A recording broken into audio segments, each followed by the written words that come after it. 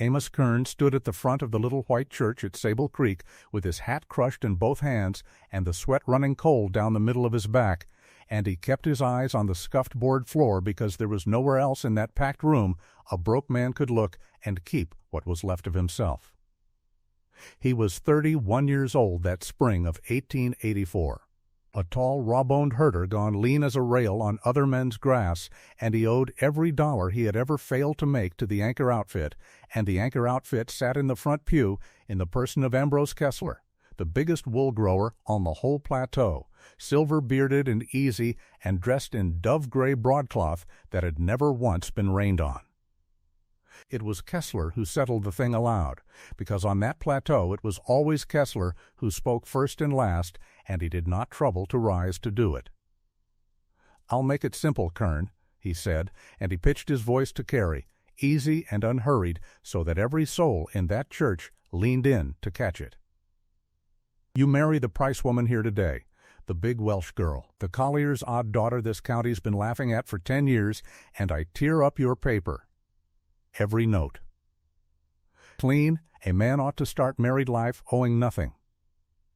A low ripple went through the pews, and Kessler let it run before he laid the rest of it down like a card off the top of the deck.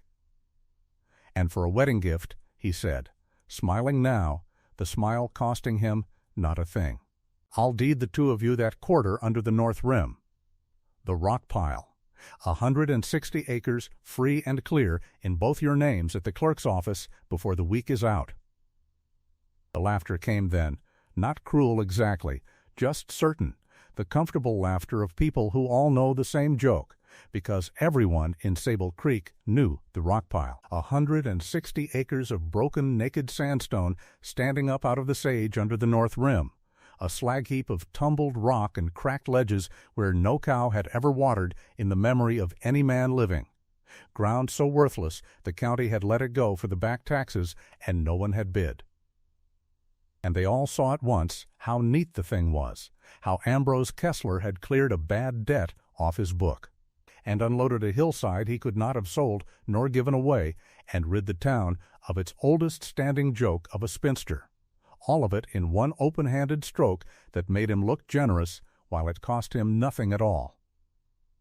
That is the whole of it, right there in that laughing church, Sable Creek, up on the high wool-growing plateau of the Wyoming Territory, 1884. And before I take you one step further down this road, I want to know where you are watching from tonight. So do me the kindness of dropping the name of your town in the comments below, because this story is about to travel a great deal farther than anyone in that church would have believed, and I would like to see just how far. Stay with me to the last word, because I am not going to promise you a love story. Love comes into it in its own slow time and its own small measure,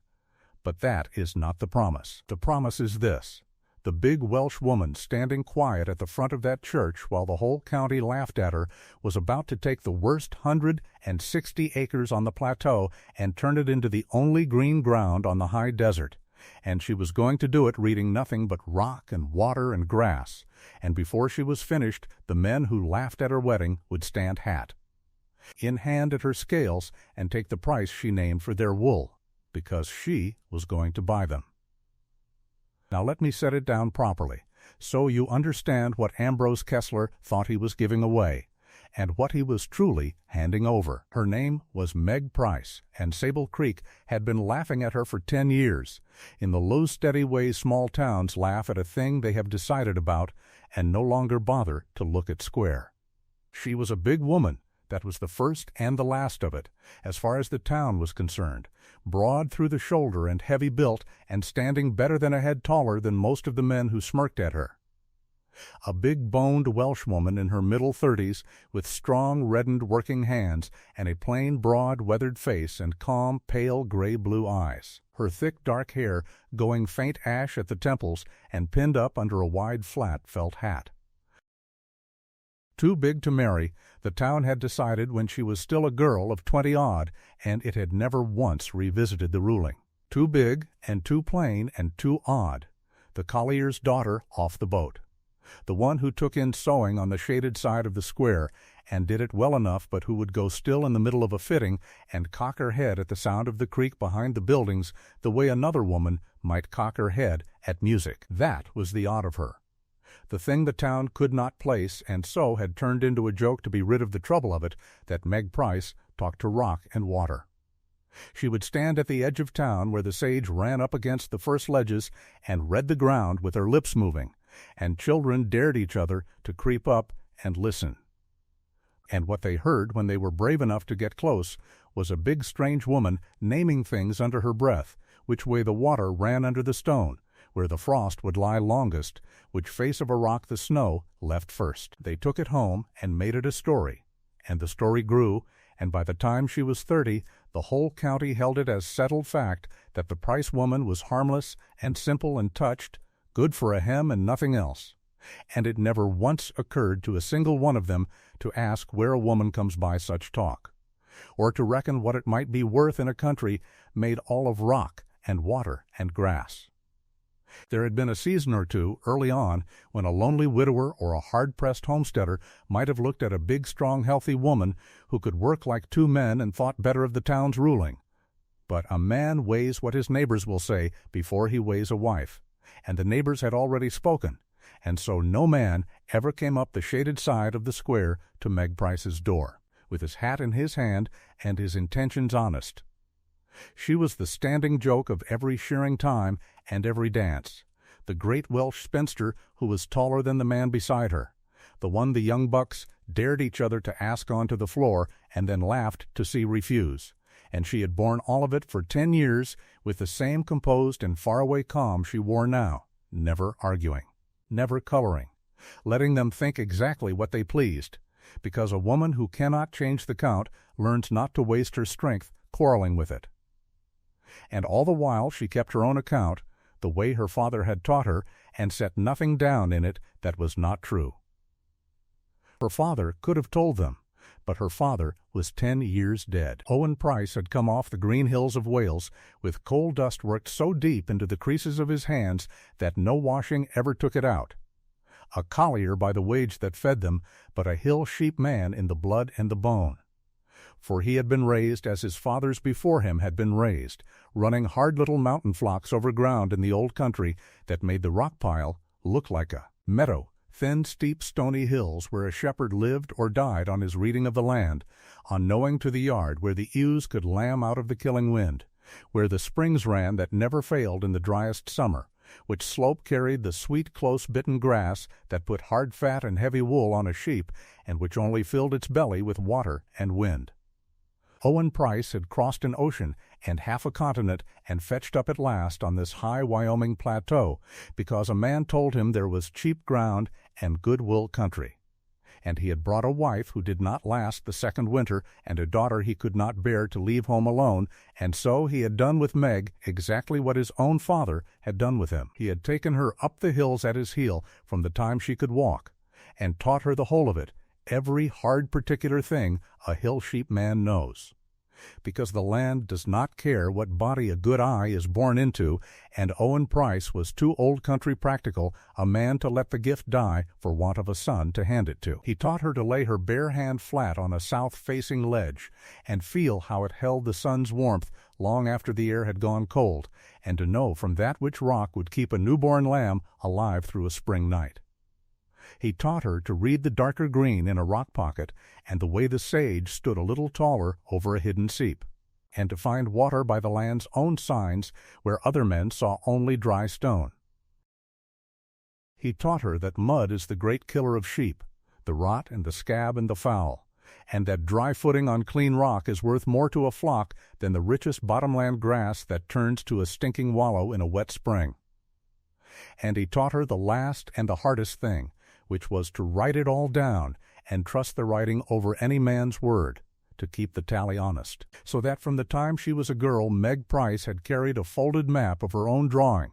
a much creased square of paper she kept against her hip, marked over in her careful hand with every spring and ledge and shaded pocket she had ever read, added to a little at a time, never finished. Owen Price died of the coal in his chest, with the little flock long since sold off to pay the doctor who could not save him, And Meg had gone down into the town and taken up the needle because a woman alone must eat, and for 10 years she had let Sable Creek think what it liked of her, sewing their fine days and hearing everything said over her head. The way a woman the world has decided is furniture gets to sit in every room and listen. And all 10 of those years, from the shaded side of the square, she had been reading the rock pile.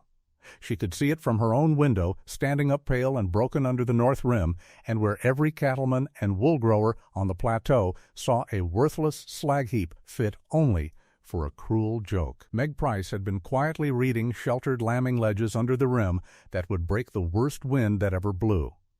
and the telltale dark green low in the shaded rock that meant water her whole life, and hard dry stone footing that no killing mud could ever touch,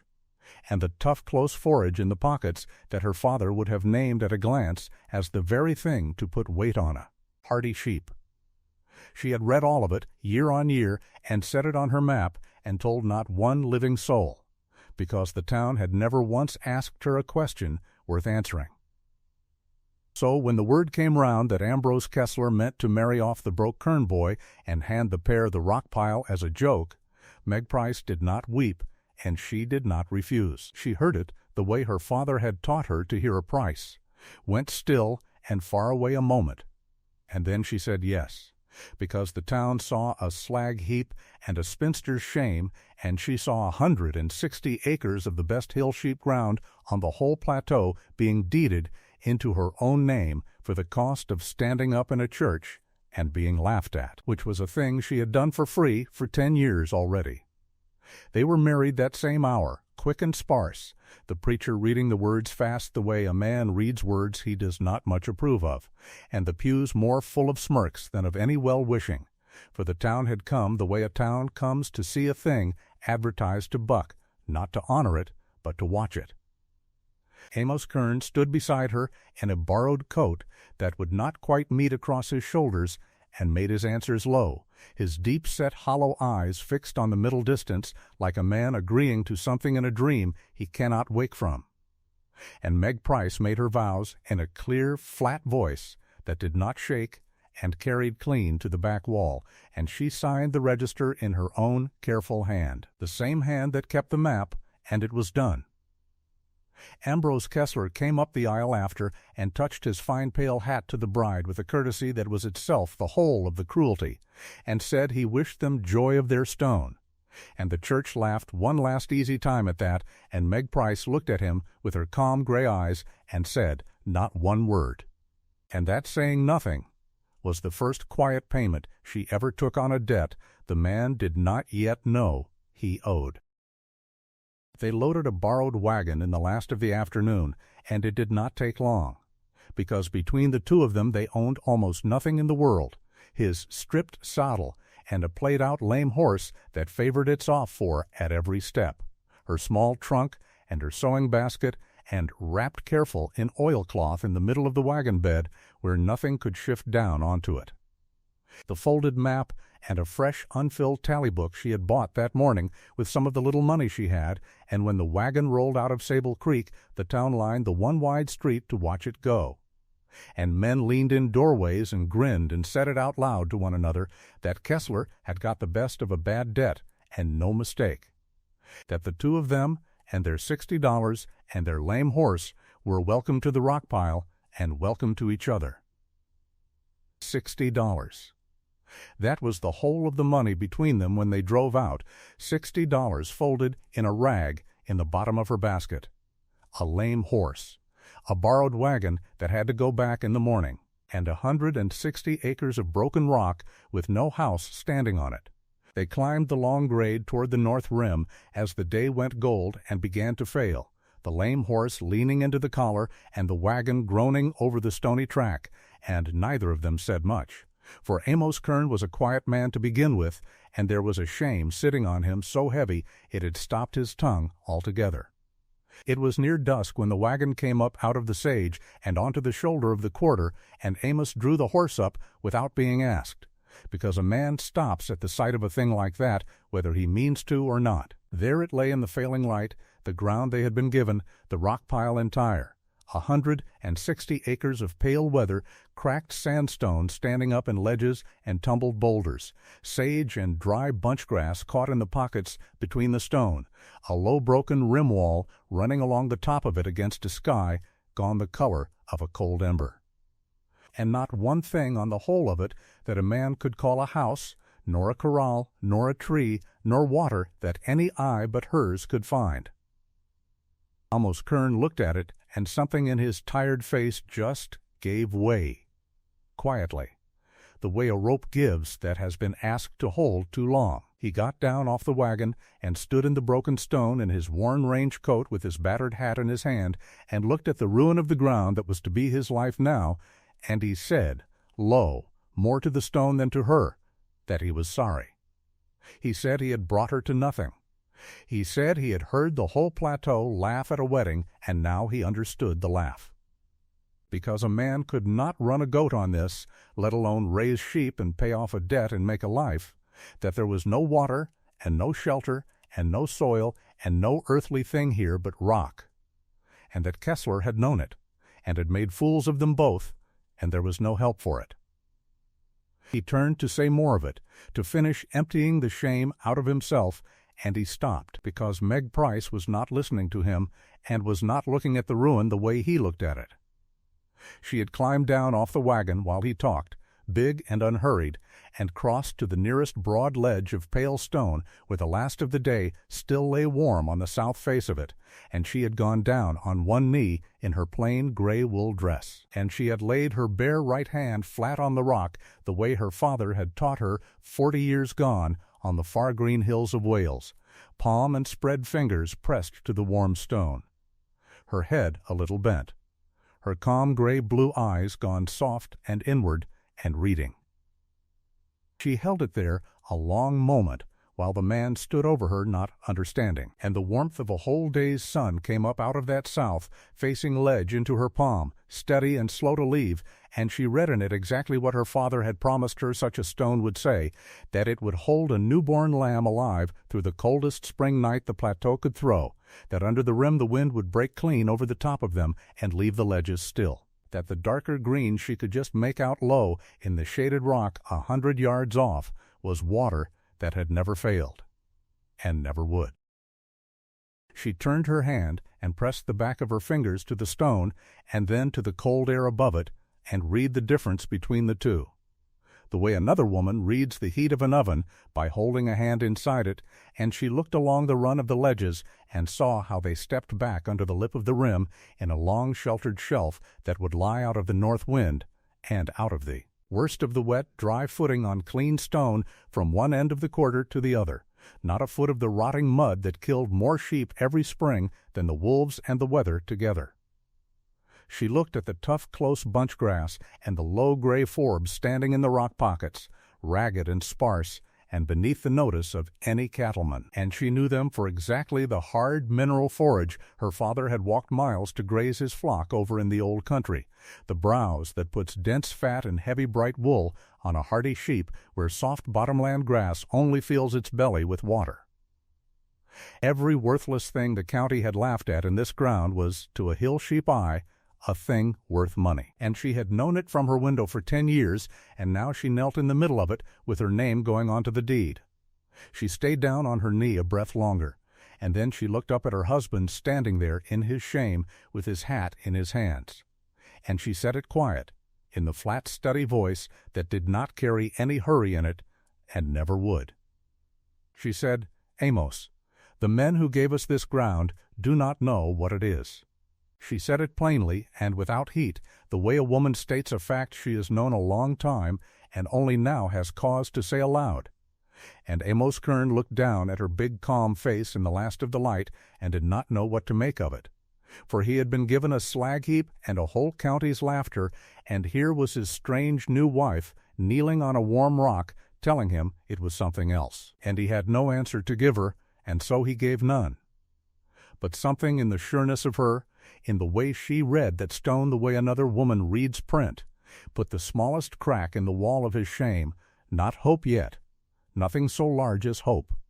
but the low place where hope stands when at last it comes. They made a cold camp that night in the lee of the rim. A small, mean fire of dead sage and the little dry wood they had hauled up, the lame horse picketed, and the wagon a black shape against the stars, and Amos rolled himself in his blanket, at last worn down past thinking, and slept the dead sleep of a beaten man. But Meg Price did not sleep. She sat up against the cold stone of the rim wall with the firelight moving on the rock, and she reached into the oilcloth bundle and drew out the folded map, the much-creased square of paper she had carried against her hip and added to for 10 years and more, marked over in her own careful hand with every spring and ledge and shaded pocket she had read from her window on the shaded side of the square, and she opened it out across her knees in the firelight, smoothing the deep old creases flat with the side of her reddened hand. There it all was, the whole of the rock pile as she had read it across 10 patient years, the 3 seeps low in the shaded stone, the sheltered lambing ledges under the rim, the south faces that would melt off first and green up first in the spring, the hard dry footing, the pockets of tough forage, all of it drawn and waiting, an account opened long before she had ever owned a foot of the ground it described. And beside it she laid the fresh tally book she had bought that morning, opened it to the first clean page, took the stub of a pencil from behind her ear, and in the moving light of the little fire she wrote the date across the top of the page and underlined it once, clean and straight, the way her father had taught her to open any account she meant to keep honest to the end. Then she sat a while with the map spread on her knees and the firelight on her calm, broad face, looking out past the low fire at the dark shapes of the ledges and the pale rim standing up against the stars, the ground the whole county had laughed her into, the ground not one of them could read. And she was not thinking of the laughter, and she was not thinking of the shame, and she was not thinking of her husband asleep at her side. She was counting sheep that did not exist yet onto ground the men who owned the plateau could not see,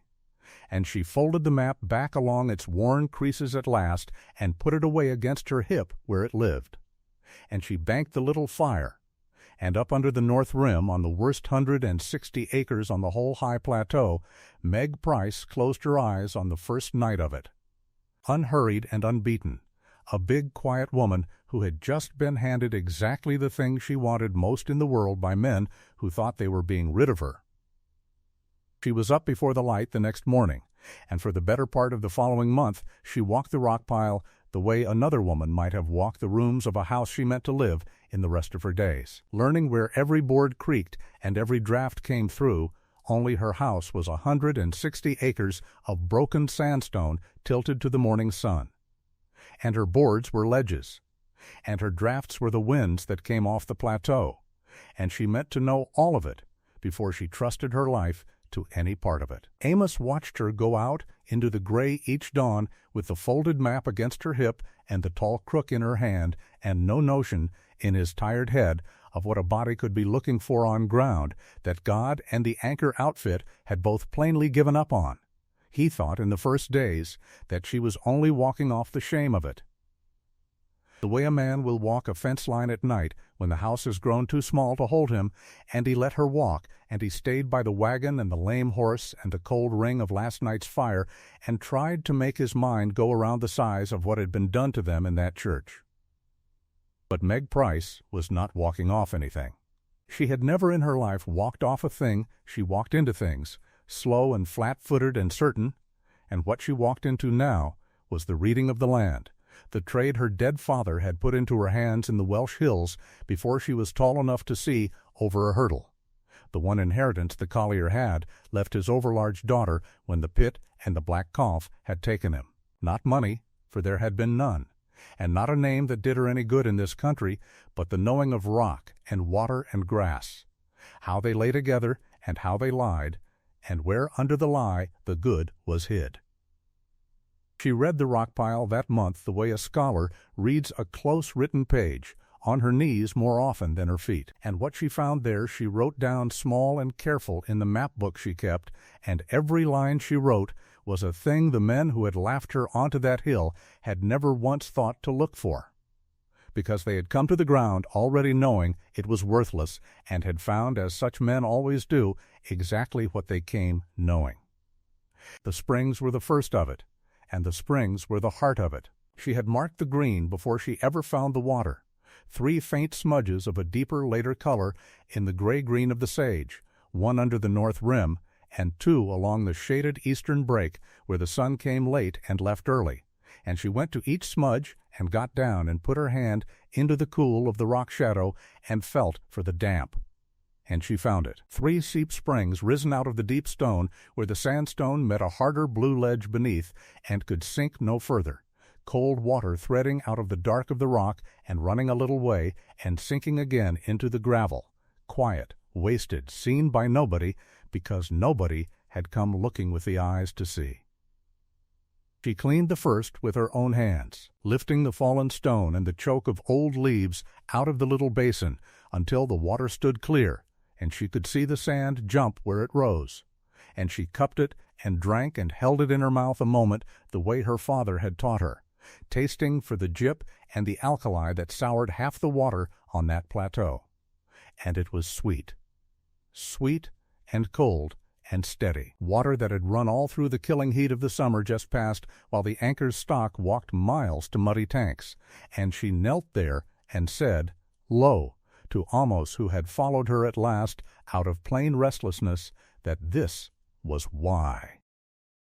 This, she said, and put her reddened hand flat in the risen water, was why no cow had ever watered on the rock pile, and no cow ever would. Because a cow wants a wide, slow tank it can wade to belly deep, and a cow is a fool about its feet. And there was no such thing on all this broken ground. But a sheep, she said, a hill sheep bred to rock, will walk to water and walk from it and never foul it. And here was cold water that never failed in 3 places on 1/4 section. And a man who could not see the worth of that had no business calling any ground worthless. Amos looked at the little clear spring running out of the rock and running into the gravel and going nowhere, and he did not answer her, because he did not yet believe that a thing 3 hands could not see was worth more than a thing the whole county could. But he marked that she had drunk the water without a flinch, and that her face over it was not the face of a beaten woman, and something in him that had been lying very still since the church stirred a little and was quiet again. She read the rim next, and the ledges under it.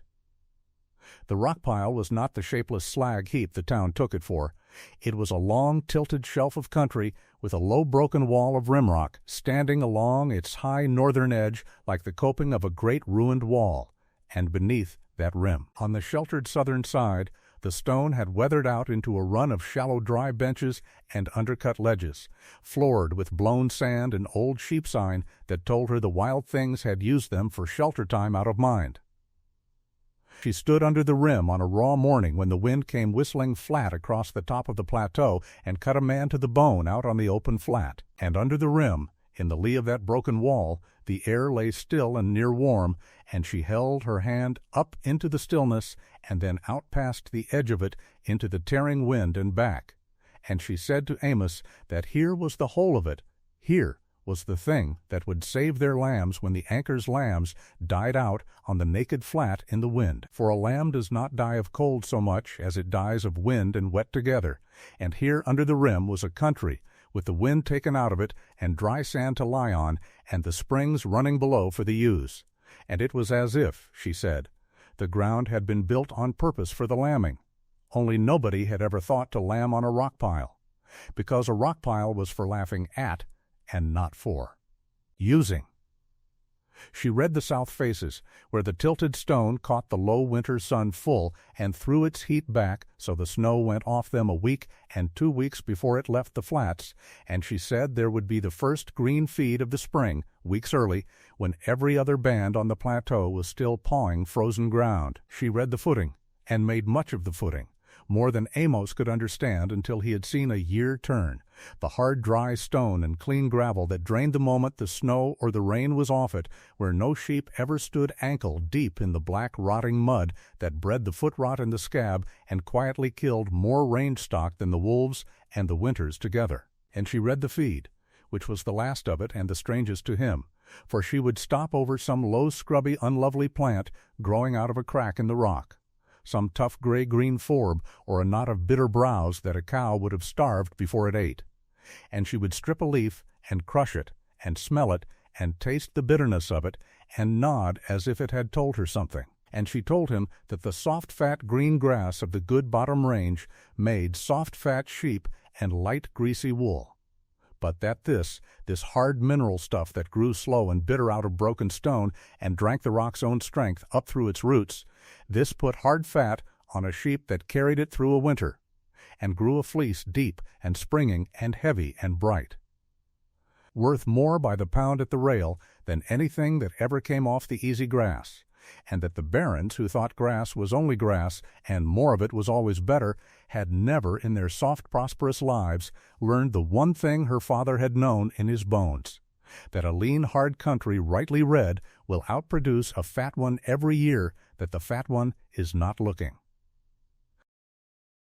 All of this she wrote in the map book, small and plain, the springs and the ledges and the south faces and the dry footing and the feed,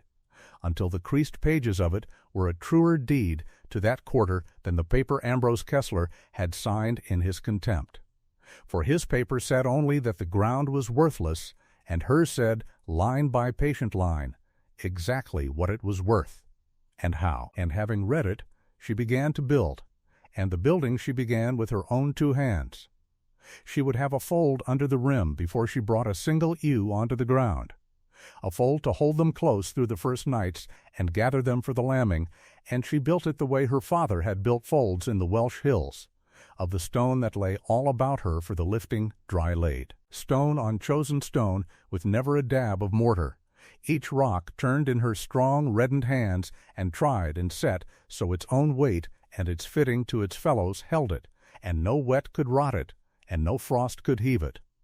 A long, low, curving wall growing out of the ground under the rim, as though the rock pile had decided at last to do something with itself. Amos worked beside her at it, and this was the first of the work he did, and he did it, in those first weeks, the way a man does a thing he has no faith in but no better use for his hands than, sullen and silent and strong,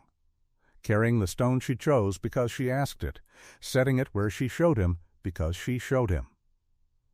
and thinking privately that they were 2 fools building a sheepfold on a hill that would never see a sheep worth folding, raising a good dry wall around a joke. But she taught him as they worked, not with speeches, for Meg Price spent no more words than the work wanted, but stone by stone, showing him how you read the face of a rock to know which way it would lie quiet, how you never set a round stone where a flat one would do, nor a small one where the wall wanted a great through stone laid the deep way to bind the 2 faces into one, how the wall must batter inward as it rose so it stood the truer the higher it went. All of it, the plain, hard craft of a trade older than the country they stood in. And Amos, who had been a poor silent herder of other men's sheep all his life, and had never in that life had a soul trouble to teach him anything, found his sullen hands learning it in spite of him, and found that the wall they raised was good, was true, stood square and dry, and would stand 100 years, and a man cannot lay 100 years of wall with his own hands and go on believing altogether that the thing is only a joke. She fed him, and she taught him, and she built, and slowly the fold came up under the rim, and slowly the sullenness in him wore down against the plain fact of the work, the way a stone wears smooth in a creek, though he could not yet have told you it was wearing. And when the fold stood ready to hold stock, Meg went to get her stock. And the getting of it was the thing the whole of Sable Creek laughed at hardest and longest, harder even than they had laughed in the church, for it seemed to them the final proof that the collier's great daughter was as simple as she was large. She did not go, as a woman with a little money and no sense might have gone, and buy young sound ewes at a fair price to stock her hill. She had not the money for it, having $60 in the world, and a lame horse and a husband, but it was not only the money. And the men who watched her would not understand for 2 years yet that it was not only the money. She went instead to the anchor's own culling pens at the far edge of the plateau in the tail of the season, where Ambrose Kessler's herders had cut out the broken-mouthed, and the barren and the old that ewes passed their good years with their teeth worn to the gums, so they could no longer bite the short flat grass close enough to keep flesh on their bones, and the orphan lambs whose mothers had died and who were too small and late to be worth a hired man's trouble. The whole gathered cull of a great outfit's year, penned there waiting for the knocker's hammer or the dogs or the slow death of a winter, turned out on the range to save the trouble of killing them. And Meg Price walked those pens slow, on her flat certain feet, and read the culls the way she read everything, past the worn mouths and the ragged coats and the town's whole certainty that they were dead already, down to the deep chest and the sound leg and the good wide-bearing frame underneath. The frame of ewes that had thrown strong lambs and grown heavy fleece for years and had only this. One thing wrong with them, that their teeth were gone, and she knew, as her father had known, that a broken-mouthed ewe cannot bite short grass close, but can browse the tall, rank mineral stuff off the rock as well as a young one. That on the rock pile the very thing that had condemned her would not signify at all, and that a cull ewe past her mouth may yet have 3, 4, 5 good lambings, and 3, 4, 5 heavy clips of wool left in her body, if only she is set on ground where her ruined teeth do not matter. She bought 60 of them, 60 of the worst, the very culls the anchor was about to knock on the head, bought for a price so near nothing that the herder who dickered with her went away shaking his head and telling it all over the yards that Kessler had married the herder off to a woman who paid cash money, real coin, for sheep the outfit would have paid a man to shoot. And she took the 60 broken-mouthed ewes and the little band of orphan lambs thrown in for almost the asking 60 head of what every soul in that country swore would be dead in the drifts before the new year, and she started them home to the rock. Now it happened, though Meg did not say it and only wrote a private line about it in her map book, that this cull was a thing the plateau had seen a shadow of once before and made a legend of, for the old-timers in Sable Creek still told, over the store stove of a winter night, of a broke drover who had once wintered 37 starving longhorn steers through on the free grass, when better-fixed men lost their whole herds, and had made himself a small stake out of 37 head nobody else would feed, and the men who watched Meg Price buy her 60 were minded of that story and made free with it, saying here was the fat woman thinking to play the drover. Only the drover had bought starvelings that wanted nothing but grass and a winter's patience, while this fool had bought culls. Worn-out breeding stock with the one thing wrong that patience could not mend, and set them not on free grass but on bare rock. And where the drover had 37 she had gone and got herself 60, which was only 23 more mouths to bury. They did not see, because they had not read the rock, that the number and the kind were both chosen and not blundered into. That 60 broken-mouthed ewes on mineral brows and dry footing under a sheltered rim were not 37 starvelings on free grass at all, but a wholly different wager laid by a wholly different hand, and that the difference was the whole of the story that was coming. About the time she brought the 60 home there, came riding up the wagon track to the rock pile, a small, wiry, weather-blackened old man on a shaggy pony, clean-shaven and hawk-nosed, with squinting dark eyes set deep in a face burnt near black by 40 years of plateau sun, in a shapeless sheepskin coat and a knit cap pulled to his ears. And this was the old Basque, Domingo, who had herded sheep on that high country since before Ambrose Kessler owned a foot of it, and had heard, as everyone had heard, of the milk-fat woman who was paying money for the anchor's culls and folding them on the rock pile, and had ridden over out of nothing in the world but curiosity, to see the fool with his own old eyes before the winter killed her sheep. He sat his pony at the edge of her new-laid fold and looked a long while at the dry stone wall standing true under the rim. And then he got down, without being asked, and walked the line of it, and laid his brown hand on the through-stones and pushed at the wall where a poorer wall would have given. And it did not give, and he grunted. And he looked at the little clean spring running clear in the rock shadow, and he looked at the 60 broken-mouthed ewes already spreading out to browse the rank stuff off the ledges that no other stock would touch, and he looked last and longest at the big woman herself, standing composed and unhurried by her fold with the crook in her hand and the map against her hip. And whatever arithmetic the old man did behind his squinting eyes, it did not end where the towns ended. For he had herded too long in too hard a country to laugh at a true wall and a sweet spring and a woman who had built the one and found the other. He asked her, in his slow broken English, who had laid the fold, and she said she had, and he asked who had taught her the rock.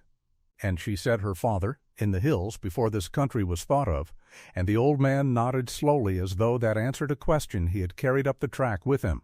And he said he had herded these 40 years for men who owned 10,000 head and could not have laid that wall nor found that water to save their lives. And that he was tired of clever men who owned everything and knew nothing, and he asked would she take on a herder. She told him plain that she could pay him next to nothing, that she had 60 cullews and $60 and a debt of stone and labor and no more, and that any wage he took from her that winter he took on faith of a spring he could not yet see. Domingo looked once more at the ewes filling out already on the mineral browse, sound-footed on the dry stone, with never a limping one among them, and he said that he had been paid in good coin all his life by fools, and would as soon be paid in bad by somebody who knew what she was about, and he unsaddled his shaggy pony and turned it into the fold, and that was the whole of the bargain. And Meg Price had her first hand. The friction came, as friction always comes to such a start, out of the town and the shed and the store, wherever her small doings crossed the great settled certainties of the Anchor outfit. When she took the wagon into Sable Creek for the wire and the salt and the few stores that $60 had to be made to stretch across. The Anchor men lounging along the loading dock at the stockyard had their words ready for her,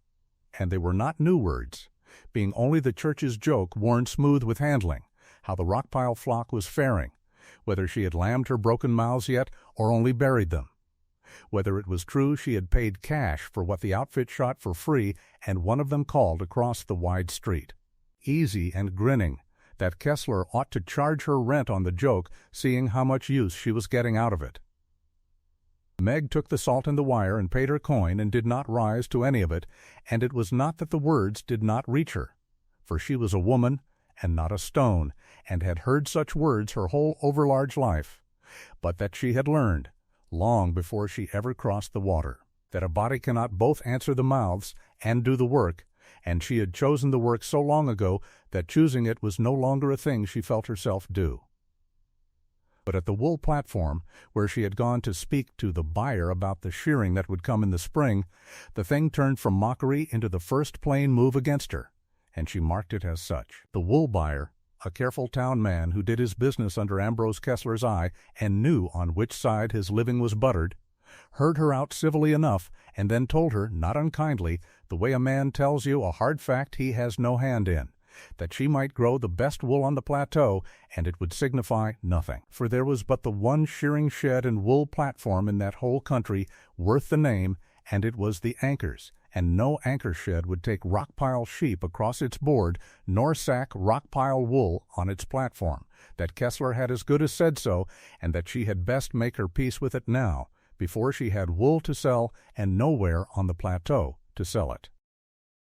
He said it and looked a little ashamed of the saying, and waited for her to argue or to beg or to redden and go, as the women he dealt with mostly did. Meg Price did none of it. She took out the map book from against her hip, and she opened it there on the counter of the wool house, and she wrote it down, plain and small, the date and the shed closed against her, and the buyer's own words. No shed will shear the rock pile, wrote it into the book among the springs and the ledges and the mineral browse, as though it were only one more fact about the country she had to reckon with, one more thing read and set down to be dealt with in its season.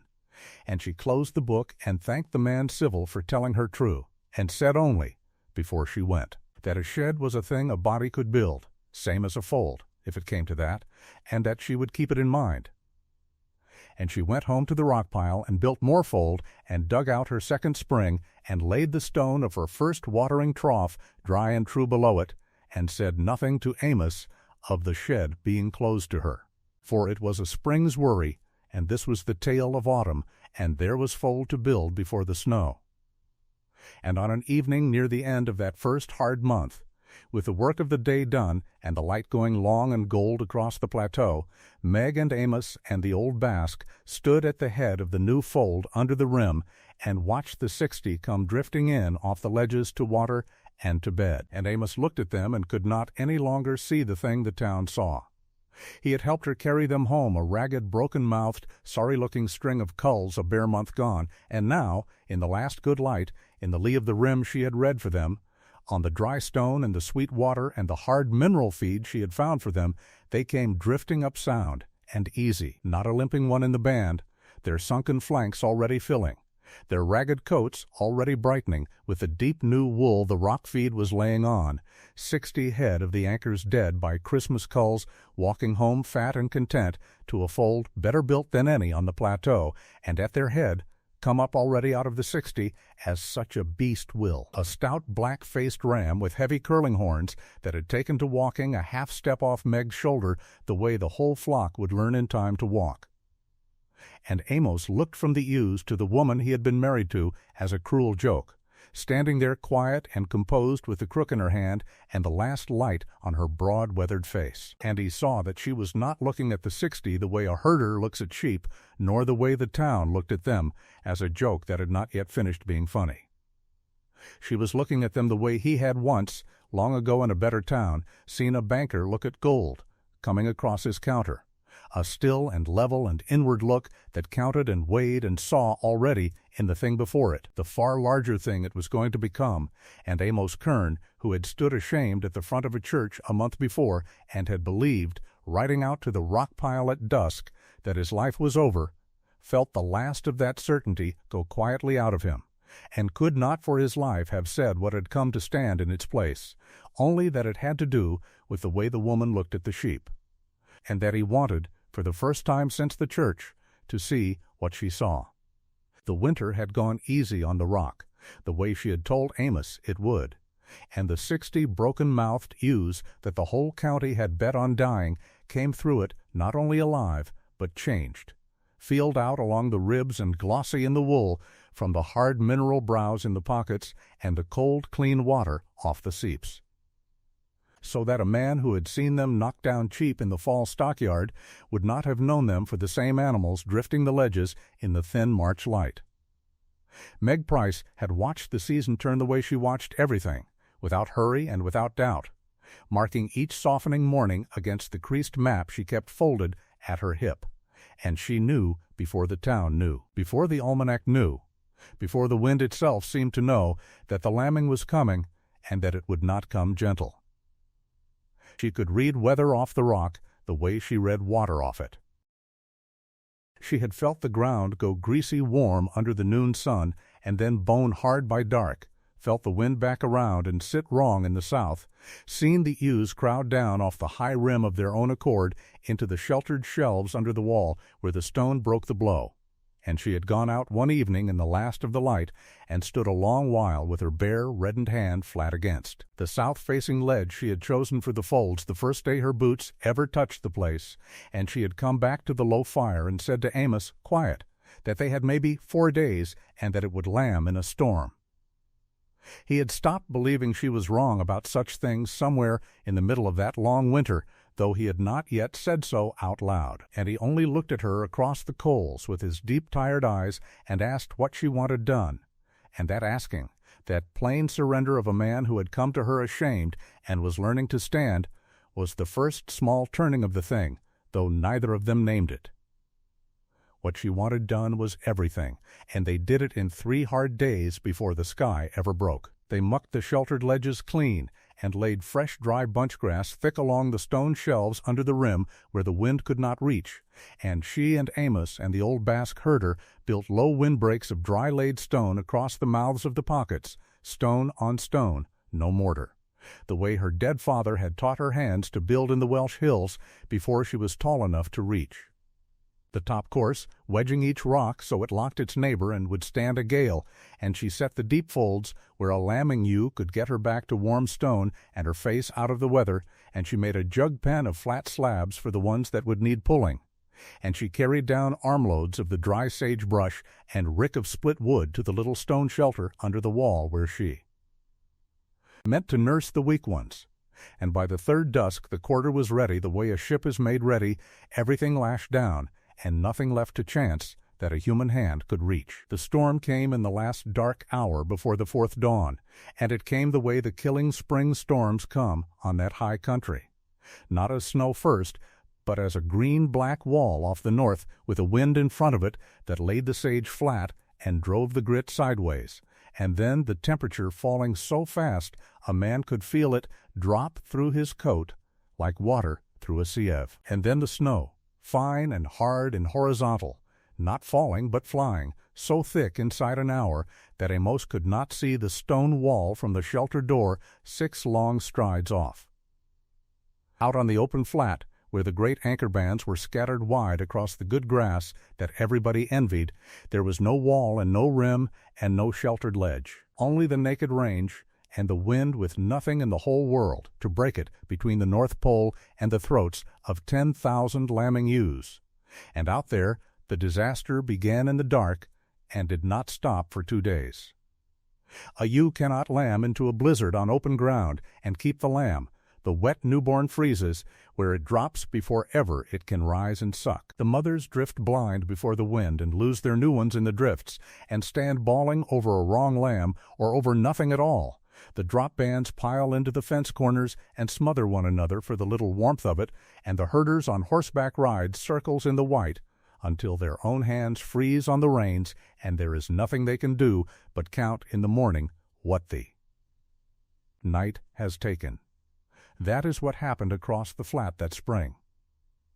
The anchor lost lambs by the hundreds in the first night, and by the hundreds again in the second, and the smaller outfits that ran the bottomland lost near everything they had thrown, and the word of it went across the plateau afterward like the word of a battle, told low in the store and the saloon and over fences, how the storm had walked the open range and cut the lamb crop of the whole high country in half in 48 hours, and the men who told it,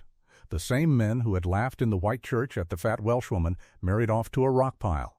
never once thought while they told it to wonder how the joke on the rock had fared, because it did not enter their reckoning that anything could have fared well anywhere when it had gone so hard for them on the best ground God ever floored with grass.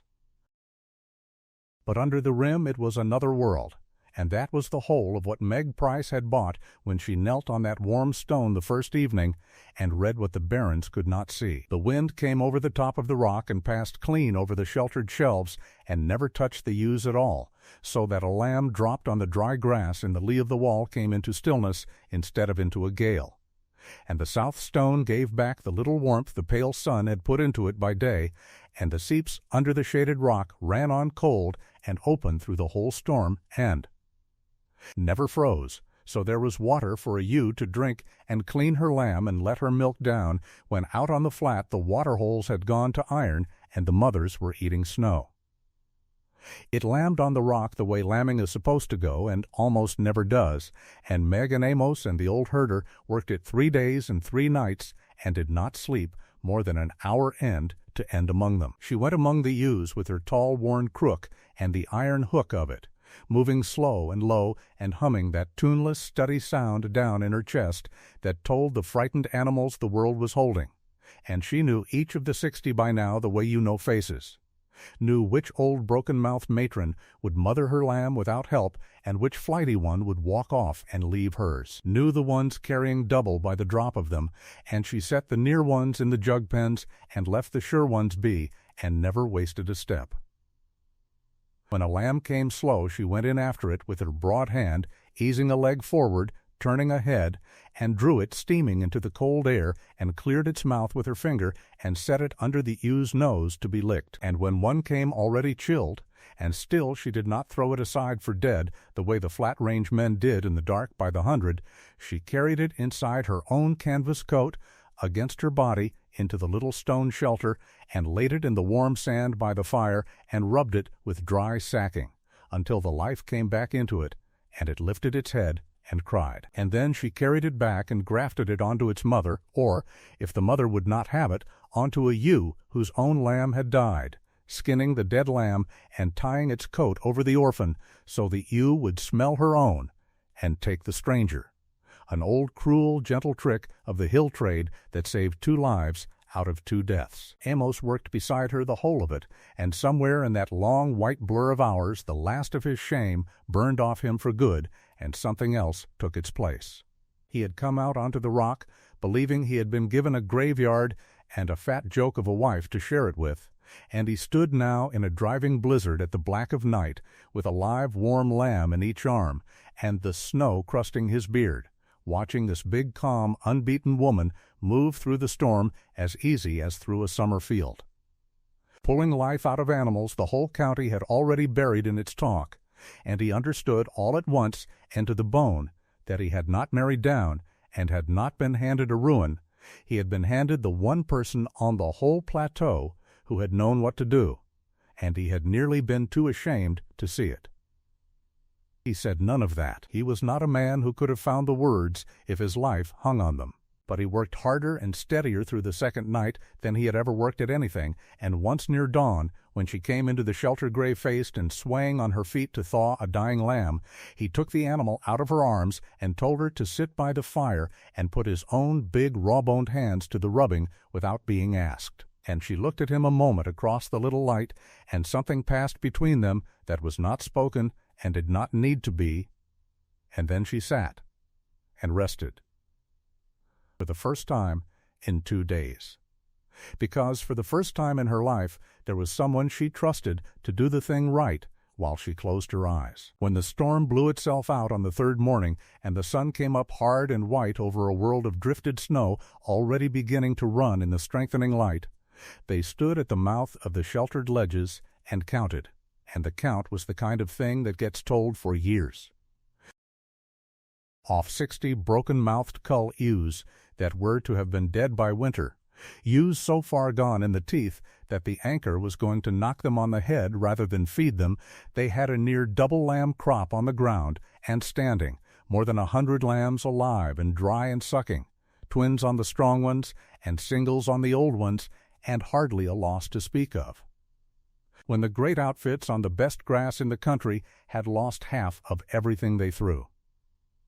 The old Basque herder, who had signed on amused and curious for wages she could barely pay, and who had lambed sheep on 3 ranges and 2 continents across 60 hard years, walked the ledges slow that morning with his knit cap in his weathered hands and his hawk face working, counting under his breath, and he came back to her at last and stood looking up at her a long moment and said only that he had never in his life seen a lambing like it, not on the finest ground he had ever herded, and that she had read this rock like a book with the pages cut for her, and after that he was hers past any question of wages. Hers the way a man is loyal to a thing he has decided is true. And the plateau began to whisper. It could not help it. The men who had halved their crop on the flat could not for long keep from hearing that the joke on the rock pile had come through the same storm with a double crop off dead ewes, and the whisper of it went from fence to fence with the disbelief still in it that it could not be, that it must be a lie or a boast or luck, and yet the wool was on the rock for anyone with the nerve to ride out and look, and a few did ride out, and sat their horses on the road below the rim and looked up at the drifting bands of fat black-faced ewes with their lambs bright beside them on the green pockets where the snow ran off first, and rode home slow and did not say much. The wool told it plainer than the lambs when the shearing came. She had held her clip back off the plateau's shearing rings by then, because she had to. The word had come to her at the store, delivered smooth and sorry by a man in the anchor's pay, that no shed on the wool grower's platform would run rock-pile sheep across its boards, that the wool buyer at Sable Creek would as soon not handle her clip, that a rock-pile flock was a rock-pile flock, and the town's floors and scales were for the town's outfits, and she had heard it out with her steady pale eyes on the man's face, and had said nothing back but that she was obliged for the telling, and had gone home and written it in her map book in her own plain hand under the column, where she kept account of every slight the way another woman keeps recipes, not out of spite, but out of arithmetic, because a debt named is a debt that can one day be called. So she sheared on the rock, the three of them and a pair of hired hands the old Basque vouched for, on a floor of clean-laid slabs under the open sky, with the shorn fleeces thrown and skirted and rolled by her own hands.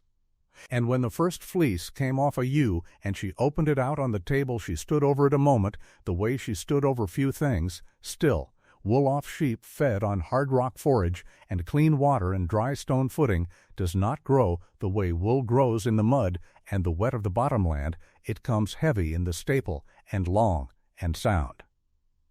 bright and clean without the tender break that a bad winter puts in a flat range fleece, dense and deep and full of the yoke that means condition. And she knew good wool in her hands the way she knew everything,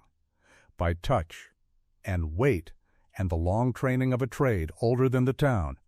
And she knew as she rolled that first fleece that she had grown the best clip on the plateau off the ground the plateau had thrown away. The buyer knew it too when it came to it, though he did not want to. She could not sell through the Sable Creek platform, and she did not try. She loaded her wool sacks in the good weather onto the wagon with the greased wheels, and she and Amos hauled it the long 2-day way around by the river road to the rail siding, where an independent buyer worked out of a boxcar, a man who owed the anchor nothing and had never heard the joke, and would not have cared if he had. And he cut into her sacks with his hook and pulled the staple long between his fingers and held it up to the light and rubbed it and weighed it, and his face changed as he went, and he stopped his patter about times being hard and asked her flat where this wool was grown, and she told him, and he did not believe her, and she did not care whether he believed her, because he weighed it honest on his own beam, and he graded it top, and he wrote her a figure that was more money than she had held in her 2 hands at one time in the whole of her life. She had known the number would be good. She had read it off the rock a year back with her bare palm on warm stone, while a whole church laughed behind her. But knowing a thing and holding the paper of it are 2 different weights, and she stood at the boxcar door with the buyer's check folded in her red fingers and felt the ground of her life shift a half-inch under her boots and settle firmer than it had ever stood. Ambrose Kessler heard of the wool before he heard of the lambs, or heard of both together, and only troubled himself over the wool, because lambs were sentiment and wool was money, and the Baron of the Anchor had never in his prosperous life confused the two. He had not thought of the rock pile since the afternoon he deeded it away in the church to clear a herder's ledger and rid himself of an unsellable hill and an unmarriageable woman in one clean contemptuous stroke, and it did not sit well with him to think of it now. To hear that the joke had grown a clip that grated over his own, that an independent buyer at the rail was telling it up and down the line that the best fleece he had bought that season came off 160 acres of broken stone that Ambrose Kessler had thrown away laughing. A smaller man would have raged. Kessler was not a small man, and he did not rage. He moved, smooth and unhurried, the way he moved at everything, to smother the thing while it was still small enough to smother, because he had not built the anchor by letting green shoots grow into competitors. He shut his platform to her clip formally now, where before it had only been word passed along, and he leaned his weight on the Sable Creek buyer to lowball whatever of hers came through the town or refuse it outright. And then, having closed the near doors, he did the thing he thought would end it, which was to ride out himself one bright afternoon in his dove-gray broadcloth on a good horse, and sit at the foot of the rim looking up at her folds and her fat bands, and offer, smiling, with the watch-chain bright across his vest, to take the whole sorry business off her hands. He put it kindly, the way strong men put things when they mean to take them. It was hard country for a woman, he said. Harder for a woman married to a man with no more than she'd started with, and a rock pile was a rock pile whatever a lucky season made it look. He would give her a fair price for her trouble. More than fair, more than any of it was worth, and she and her husband could go somewhere with grass and a house and start clean, and he would call the whole thing square and no hard feelings for a joke that had, he would admit it, been a joke. She heard him out standing at the mouth of her stone folds with the black-faced lead ram at her hip and her creased map folded against her side, and her husband a half-step back at her shoulder, no longer stooped. And she did not raise her voice, and she did not sharpen it. She only looked at him with her calm, pale, gray-blue eyes and told him that the ground was not for sale, and that he had already named its price once in front of the whole county, and named it nothing, and that she was going to hold him to that figure, and she thanked him for the ride out, and turned back to her sheep, and left him sitting his good horse at the bottom of the rock, with the smile gone stiff on his face, and no purchase anywhere to set his weight against. And after a while he turned the horse and rode home, and did not offer again. By the time the grass came full, and the lambs were weaned strong off the double crop, and she had bought up with the wool check and the reputation of that storm every orphan and bum lamb and cheap-sound young ewe the broken bottomland men would let go after their disaster, laddering the mocked 60 up toward 600 head that walked the rim now in easy fattening bands. Meg Price sat at the little table by the lamp on a still night with the map book open before her, and she did the thing that was her way of praying, which was to set the accounts straight. She unfolded the buyer's check and the bill of sale and smoothed them flat on the open page with the side of her broad hand, and she took up the pencil and entered the wool by the pound and the price by the pound and the head of the flock and the tally of the lambing in her own plain, careful hand. The first honest ledger line of the first honest money of her life, written under the column where a year before she had written only the slights, so that the book now held both halves of the arithmetic on facing pages, what they had done to her and what the rock had paid her back. Amos came and stood behind her chair a while and looked down over her shoulder at the numbers in the lamplight, and he was quiet a long time in the way of a man turning something all the way over before he trusts himself to say it, and then he put one big raw-boned hand on the back of her chair, not on her, but near, and he said, lo, that it was a fine flock, and then he stopped, and started again, and said it the way he meant it, that it was her flock, hers, not theirs, and not his. That he had done the lifting and the walling, and would go on doing it as long as he had a back, but that the flock was hers because the reading was hers, and always had been, and he had been a fool for a whole winter not to say so. She did not turn around. She looked at the flame a moment, and at the numbers, and she let the word sit in the small warm room where it had been said. And then she reached up without looking, and laid her strong reddened hand over his rough one on the chair back, once, and pressed it, and took her hand back and dipped the pencil, and went on entering the tally, calm and unhurried and unbeaten as she had entered everything, while outside in the dark the springs ran on cold and steady out of the rock the barons could not see, and near 600 head grazed easy along the rim under the stars on the ground the whole county had laughed to give away. The winter after the first honest check was a soft one, and Meg Price did not trust it. She had grown up on hard ground where a mild season was a loan the land always called back with interest, and she watched the easy snow come down in fat wet flakes that melted by noon, and she did not smile the way the town smiled. In Sable Creek they were saying it would be a green year, that the grass would come up to a horse's belly on the flats, that a man would be a fool not to run more sheep on range so cheap and so wide. Meg heard all of it when she went in for salt and lamp oil, heard the wool men at the store counter talk their easy talk, and she said nothing, only paid her coin and loaded her wagon and drove back out to the rock with the old Basque riding the near horse and squinting at a sky that was too blue for February. He felt it too. He had herded on 3 continents and buried more sheep than the whole of Sable Creek would ever own, and when he finally spoke, he spoke in the flat way of a man reading a thing he did not like.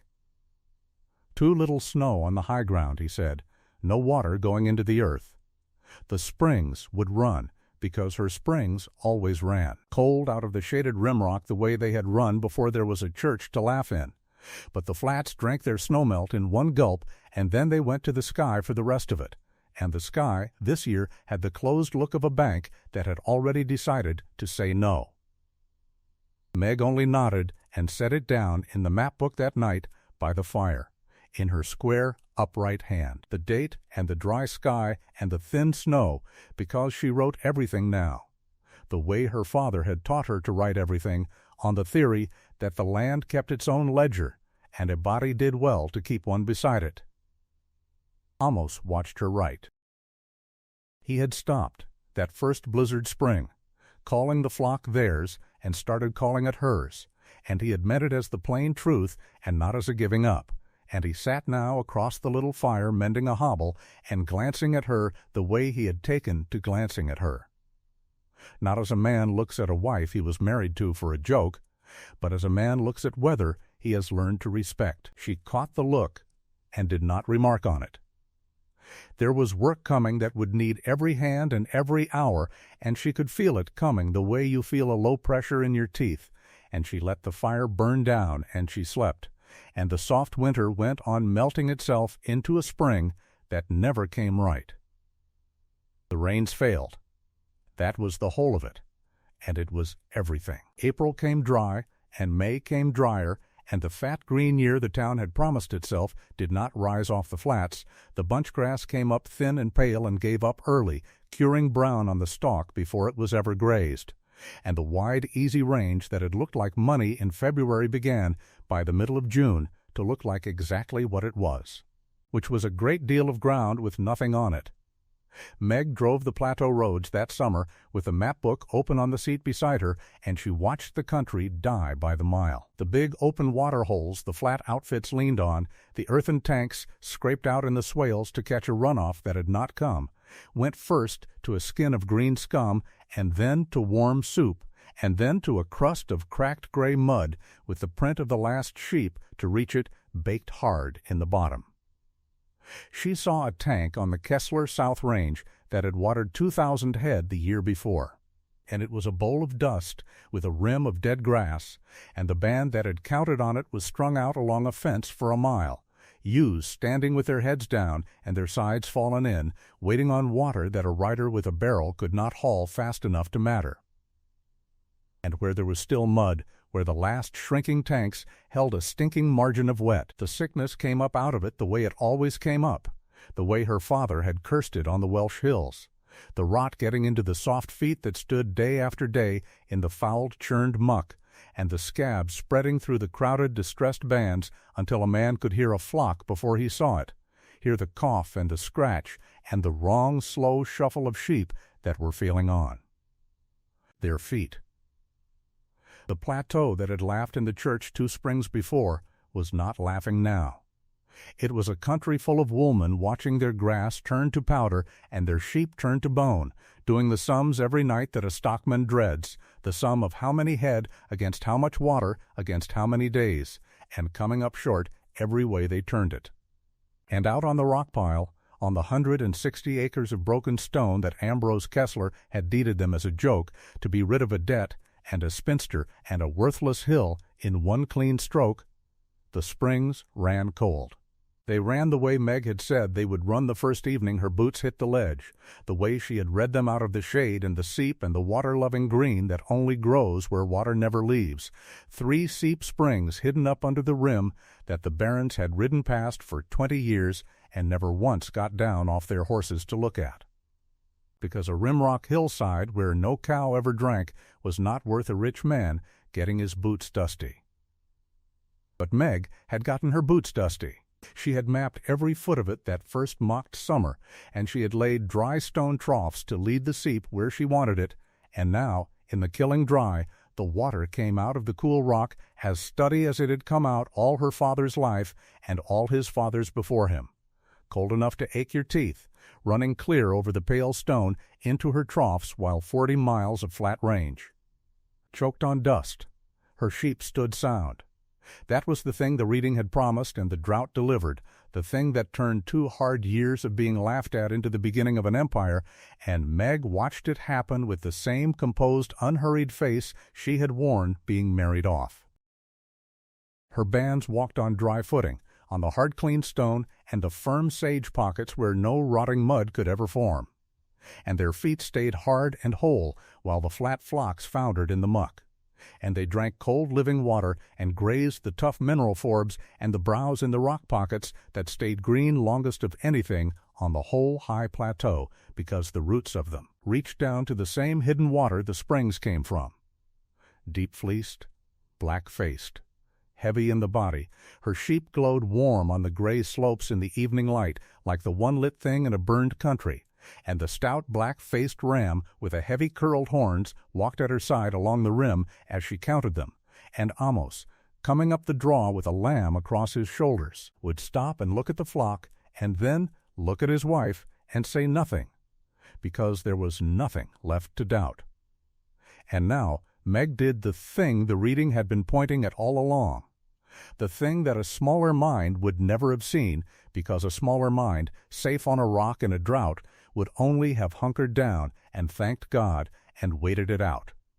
Meg did not wait it out. She understood, the way her father had understood, that a drought is not only a killer of sheep, it is a mover of sheep. That in a dry year the whole plateau's stock comes loose from its owners and floods downhill toward whoever has water, and that a body with water and grass and a cool head in such a year is not a survivor, she is a buyer. The woolmen were dumping. There was no other word for it. A man with 3,000 head and water for 1,000 does not stand and watch 2,000 of them die on the fence. He sells, and he sells into a market where every other man on the plateau is selling the same week for the same reason, which means he sells for pennies. Sells sound young ewes worth $10 in a wet year for $1.50 to save the grass and the water for the few he can keep alive.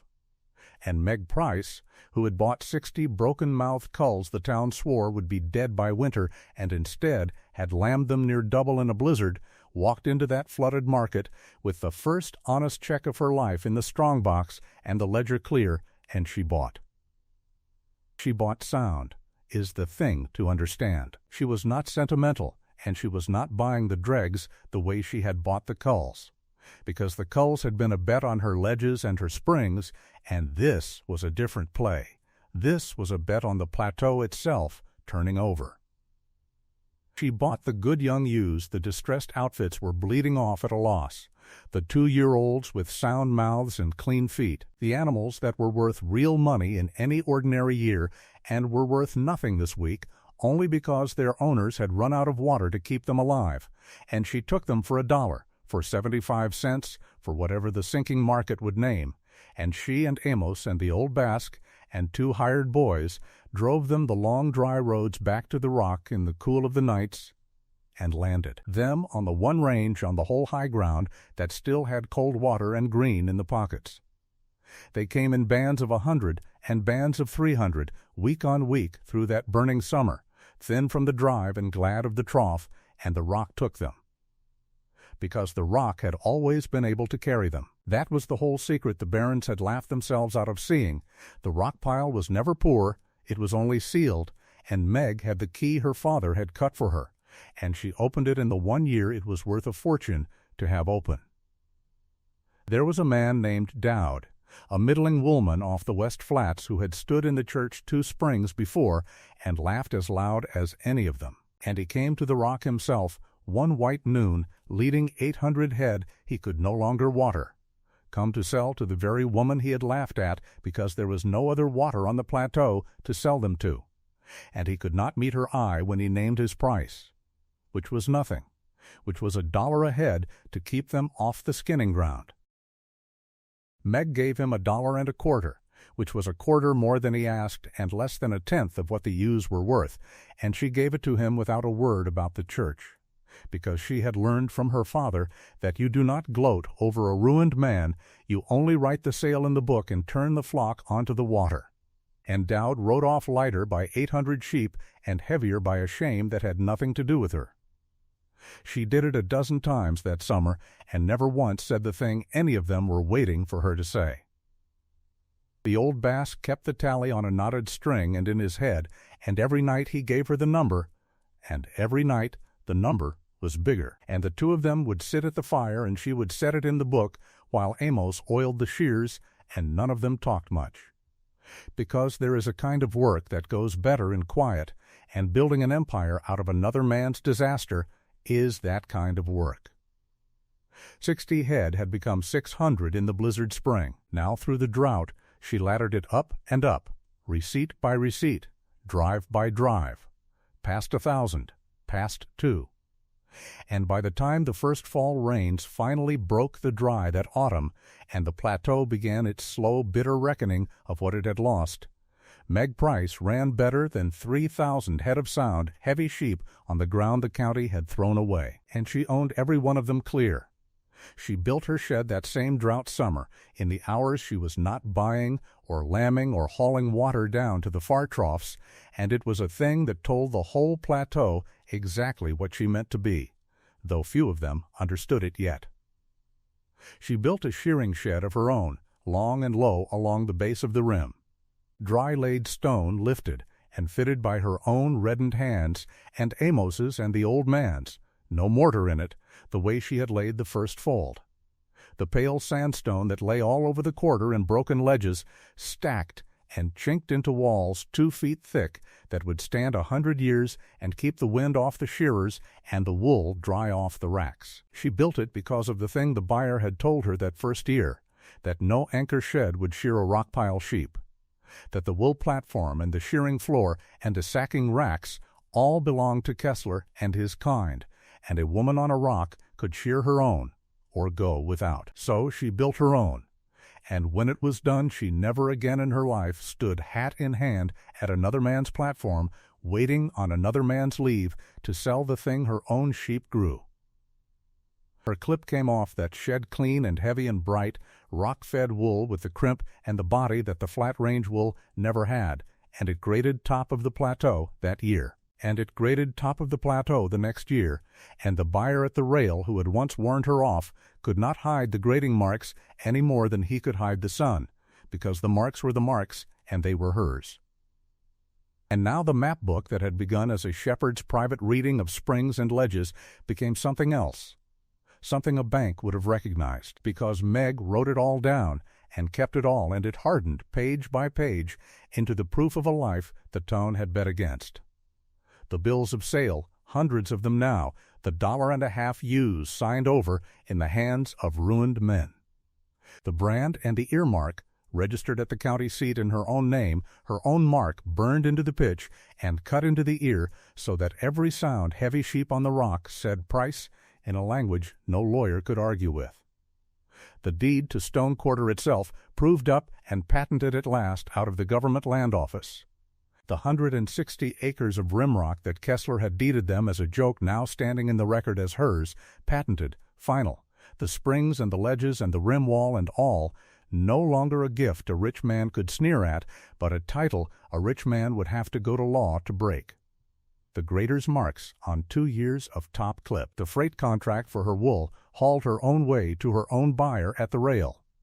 She laid them flat in the book by lamplight, the way she had laid that first receipt, and Amos would sit across the fire and watch her square them up and file them, and he understood, in the slow, sure way, he understood everything now, that his wife was not keeping a diary. She was building a case, and that somewhere down the road there would be a table she meant to lay it all on. Kessler felt the ground shift under him before he could name it, and a man like Kessler, feeling that, does not grow careful. He grows angry. For 2 years he had let the joke run, because a joke is only rich if you go on telling it, and it had amused him to have the county remember that he had married his bad debt to the collier's big odd daughter and been rid of both on a hill where no cow ever drank. But a rich man does not stay amused watching the object of his joke come off the drought with 3,000 sound head and a stone shed and a top clip, while his own anchor range lies burned and thin and his own tanks lie cracked. And the contempt in Ambrose Kessler curdled that dry autumn into something with teeth. It started small and mean,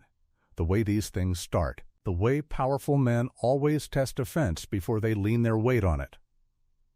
A rider came out to the quarter one gray morning and told Amos, smooth and certain, that the line between the anchor and the rock pile had been surveyed wrong these 20 years, and that a good half-mile of the north slope, springs and all, lay on Kessler grass, and that Mr. Kessler would be obliged if they'd keep their sheep off it.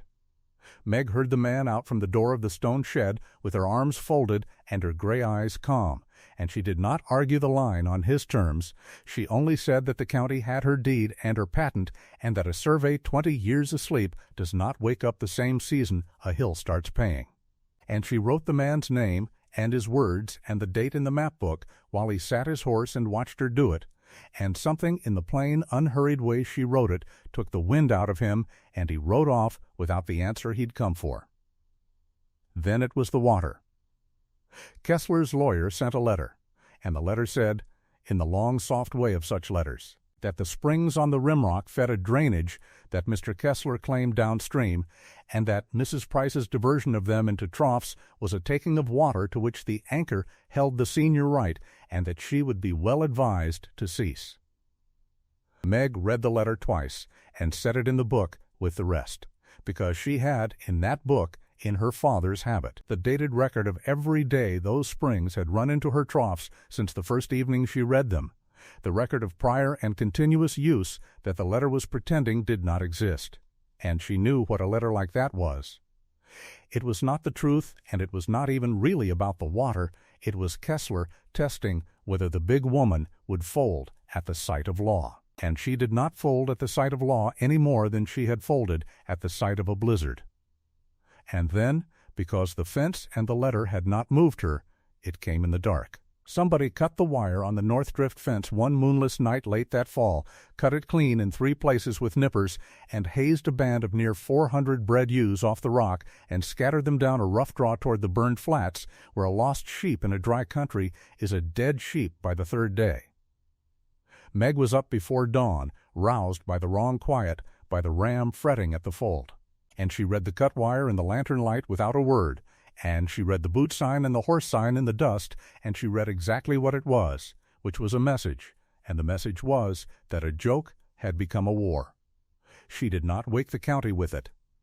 She did not ride to town shouting. She and Amos and the old Basque saddled in the cold and worked the draws for 2 days and brought back 390 of the 400, footsore but sound, because even scattered they had drifted toward water the way sheep do, and she wrote the loss and the cut fence and the date in the map book beside the lawyer's letter and the surveyor's lie. All of it in one place now. All of it in her own square hand, the whole shape of what Ambrose Kessler was doing to her laid out on the page as plain and cold as a column of figures. And that was the difference between them that neither the town nor Kessler had priced in. He was fighting a woman, and she was building a ledger, and a ledger keeps. Word came the same week, the way word does in a country that small, that Kessler had gone to the bank about her, that he had leaned on the town buyer to lowball her clip and choke her credit, that the anchor meant to squeeze the rock pile between the law and the bank and the buyer until the big woman sold out cheap and the joke could be told the right way round at last, with the proper ending, the ending where the barons always win. Meg heard it all and set none of it down in anger, only in ink.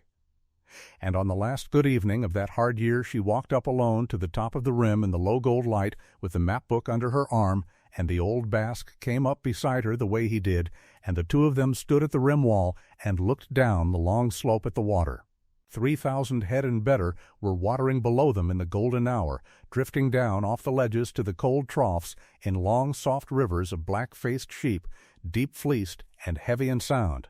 the trough water throwing back the last of the light, the stout ram standing off to one side with his curled horns dark against the shine. The whole rock pile that no cow had ever drunk on, carrying more good wool than Kessler's burned anchor, could dream of that year, and the springs running under it all, cold and steady in hers, the way they had run before there was a church, the way they would run after. The old man looked a long while, and then he said, quiet, the way he said the hard things, that Kessler would not stop now, that a man who cuts a fence in the dark has decided, and that the winter would bring worse than a lawyer's letter. Meg watched her sheep water, and she did not hurry to answer. Her hand rested flat on the warm stone of the rim wall the way it had rested on the ledge the first evening, reading it unbothered. And the map book was full now, full of 2 years of dated truth. The bills of sale and the brand and the patent and the grading marks and the cut fence and the lie about the springs, the whole case laid down and waiting for its table. When she spoke it was low and flat and entirely without heat, the voice of a woman naming a figure she had already checked twice, and she did not take her eyes off the water. "Let him come," she said. "Let him bring his law and his bank and his men in the dark. He gave me a rock pile because he could not see what it was, and every move he makes now he makes because he still cannot see what it is, and a man who cannot read the ground he is standing on has already lost the fight, he only does not know it yet." She turned the last full page of the map book under her thumb and closed it against her hip, and the light went red and then gray on 3,000 watering sheep, and Meg Price looked down the slope at the empire the joke had built, and said the thing as calm as she had ever said anything, that the man who had given her a rock pile was about to learn, in a courtroom and on a scale and in front of the whole laughing county, exactly what it had been worth. A man who has decided to break you rarely comes at you the way you brace for. Amos Kern had spent the winter watching the rim, half expecting Ambrose Kessler to ride up the wagon road one cold morning with a hired gun at his elbow and a hard word in his mouth, because that was the shape violence had always taken in the country Amos came up in, a thing you could see coming and set your feet against. But Kessler did not ride up the road. Kessler was too old and too smooth for horseback threats, and he had learned across 50 years of wool growing that the surest way to take a man's ground was never to lay a hand on it, only to close, one by one, every door through which that ground drew its breath until the thing suffocated quiet and legal and nobody could say a shot had been fired. So the first Amos and Meg knew of the war was not a rider on the ridge. It was a folded paper nailed to the gatepost of the lower fold on a still gray morning in the second week of a mild March, a court summons out of the county seat at Bell Fork, and Meg read it standing in the cold with her breath smoking over the page. And she did not flinch, and she did not curse, and Amos, watching her face the way he had learned to watch it for the weather of a thing, saw only that she read it twice and then folded it small and slid it against her hip where the map book rode, the same place she put every paper that mattered, whether it was a receipt or a threat. Because to Meg Price by then they had become nearly the same object, the written record of who owned what and who could prove it. He asked her what it said. She told him. Kessler was suing to quiet title to the 3 seep springs in the Rimrock, claiming the water rose on Anchor Range and had been anchor water before any Price or Kern set boot to the rock pile, and that the deed to the quarter conveyed the naked stone, but never the water beneath it, and that every gallon her 3,000 head had drunk for 2 dry years had been drunk in trespass. It was, Amos would say later, the cleverest and cruelest thing the man ever did,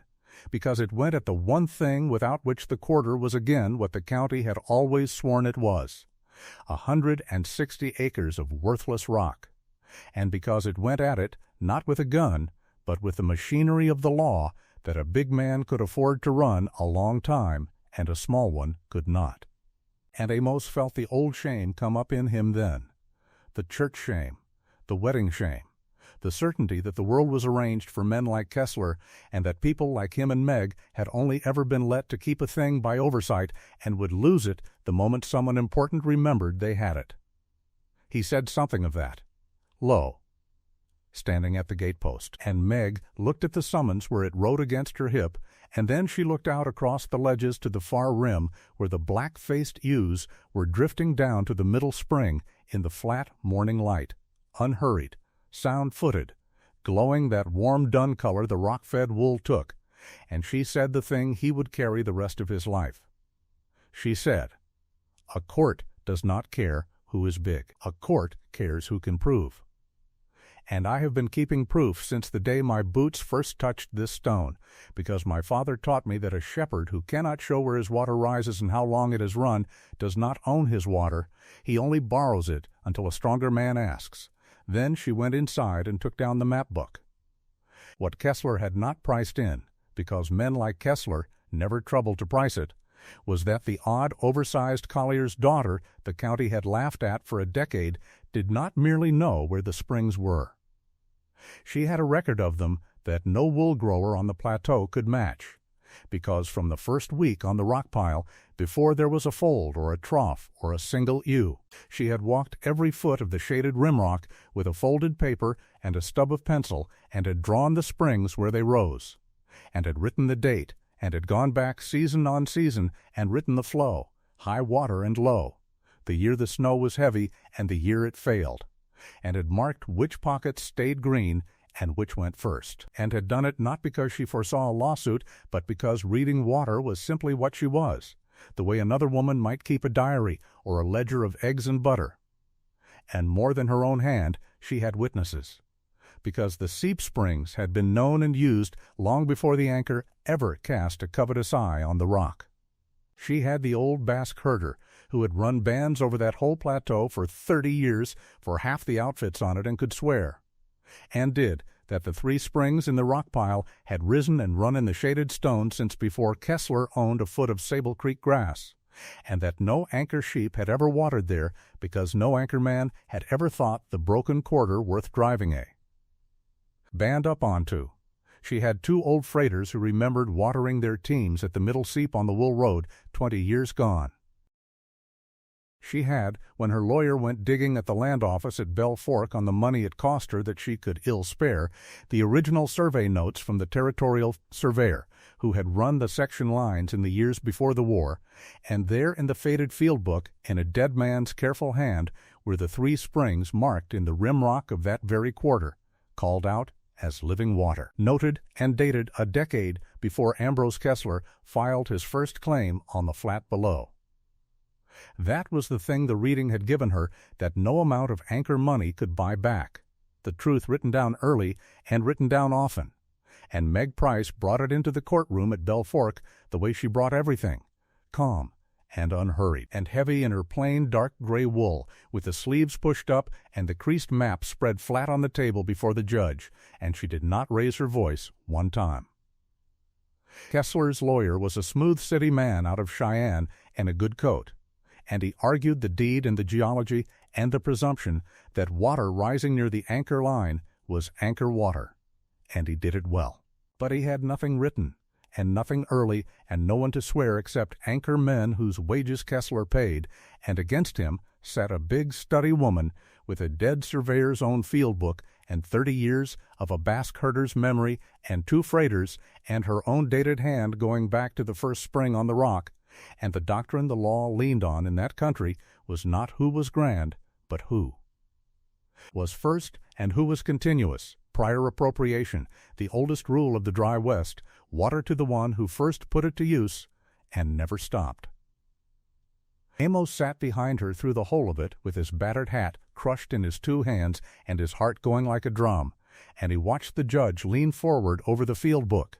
and he watched the smooth Cheyenne lawyer's certainty go thin. And when the ruling came down, it came down clean and it came down whole. Prior and continuous use proved the springs and the water of the three springs decreed to the quarter and to its patent holder, Margaret Price Kern, in her own name, forever. And no appeal that Kessler's money could mount ever shook it loose. She did not smile in the courtroom. She folded the decree small and slid it against her hip with the rest. And outside on the plank walk in the thin March sun, she told Amos only that it was one door,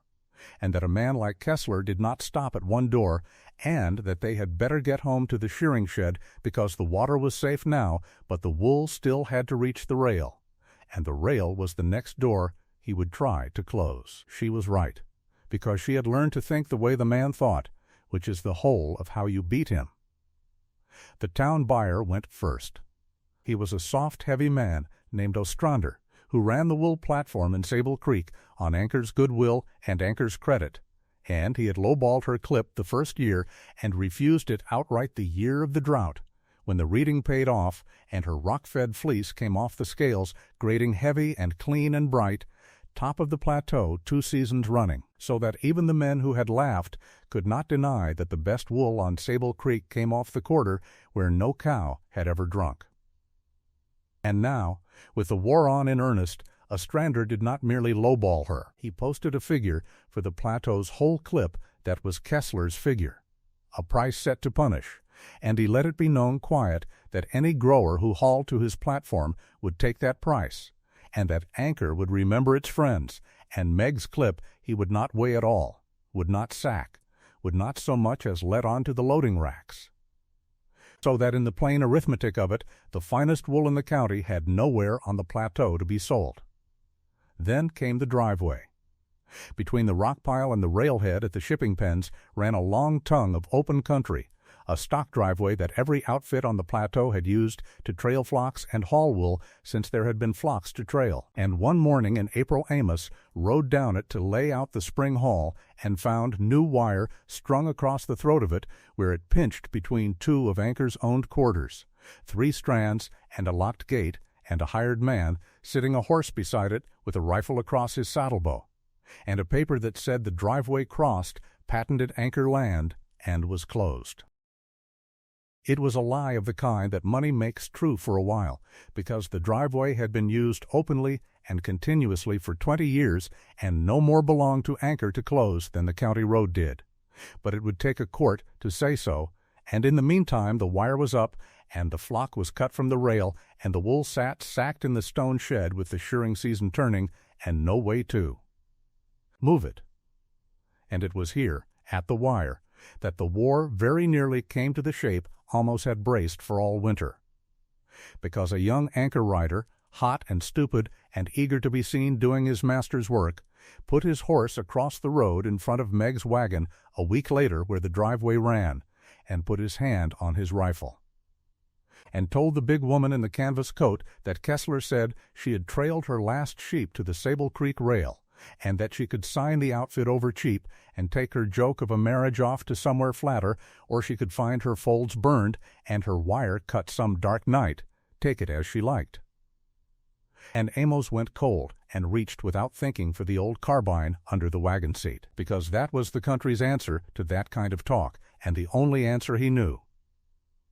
But Meg's broad reddened hand came down flat and unhurried over the top of his and pressed it still against the wood, and she did not so much as look at the rifle. She looked at the young rider, calm, with those pale gray-blue eyes that never seemed to hurry, and she said, "You tell Mr. Kessler that I have his threat now, and the time of day he made it, and the name of the man he sent, and that I will write it down the same as I write down everything, and that the day this outfit burns is the day he answers for it in a court that has already told him once whose water this is, so he had best be very sure of his match." Then she asked the young man, level, to move his horse, because he was standing on a public driveway and she had wool to haul and a long way yet to go around his master's wire. And there was something in the size of her, and the flatness of her voice, and the total absence of fear in it that took the starch clean out of the boy, and he moved his horse, and Meg drove on. And that night she wrote it in the map book, the date and the words and the name, the way she had said she would, and Amos understood then, finally and all the way down, that he had married a kind of courage he had never had a word for. The courage that does not answer a threat with a shot, but with a record, because the shot ends in a grave and the record ends in a title deed. And Kessler had spent his whole life beating men who chose the grave. She beat the wire the way she beat the water. She did not cut it, though the old Basque herder offered to and half wanted to. She took it to the same court, and she proved the driveway the way she had proved the springs, prior and continuous and open 20 years of use by every outfit, including Anchor itself. And she came away with a decreed easement, a right-of-way patented and permanent, so that the tongue of road between her stone shed and the rail was hers to trail and haul on for good, and no man could wire it again. 2 doors. And still there was the third, the biggest, the buyer, because water and road were nothing if the wool had no honest price at the end of them. And this was the door on which the whole war turned, and on which, though Kessler did not yet feel it, the whole war would be lost. Here is where Meg Price did the thing that made her not merely a survivor of Ambrose Kessler, but the ruin of him. She went over the town buyer's head entirely. She had known for a year that the wool off her rock graded finer than anything the flat range produced, because the hard mineral forage in the rock pockets and the dry stone footing put a heavy, clean, bright fleece on her sheep that the muddy bottomland flocks could not match, and she had kept, of course, in the map book, the grader's marks season on season, the objective figures in a stranger's hand that said rock pile wool ran top of the plateau. And a fleece that grades top of the plateau does not need a small, crooked town buyer on anchor's leash. It needs to reach a mill. So through the independent buyer at the rail she had first sold to in the drought year, the honest man who had given her the first true check of her life, she made her reach east, past Ostrander, past Kessler, past the whole cramped politics of Sable Creek, and after a winter of letters written slow at the plank table by lamplight, and answered slow, and a bank draft for a sample bale shipped at her own cost, she signed her name in her own hand to a wool contract with a woolen mill in the state of Massachusetts, a freight and sale contract that took her entire clip, graded and delivered to the rail, at a price set by the Eastern market and written on the page. A real price. A mill price, better by a third than anything Ostrander had ever posted, and better than anything Kessler could match without ruining himself.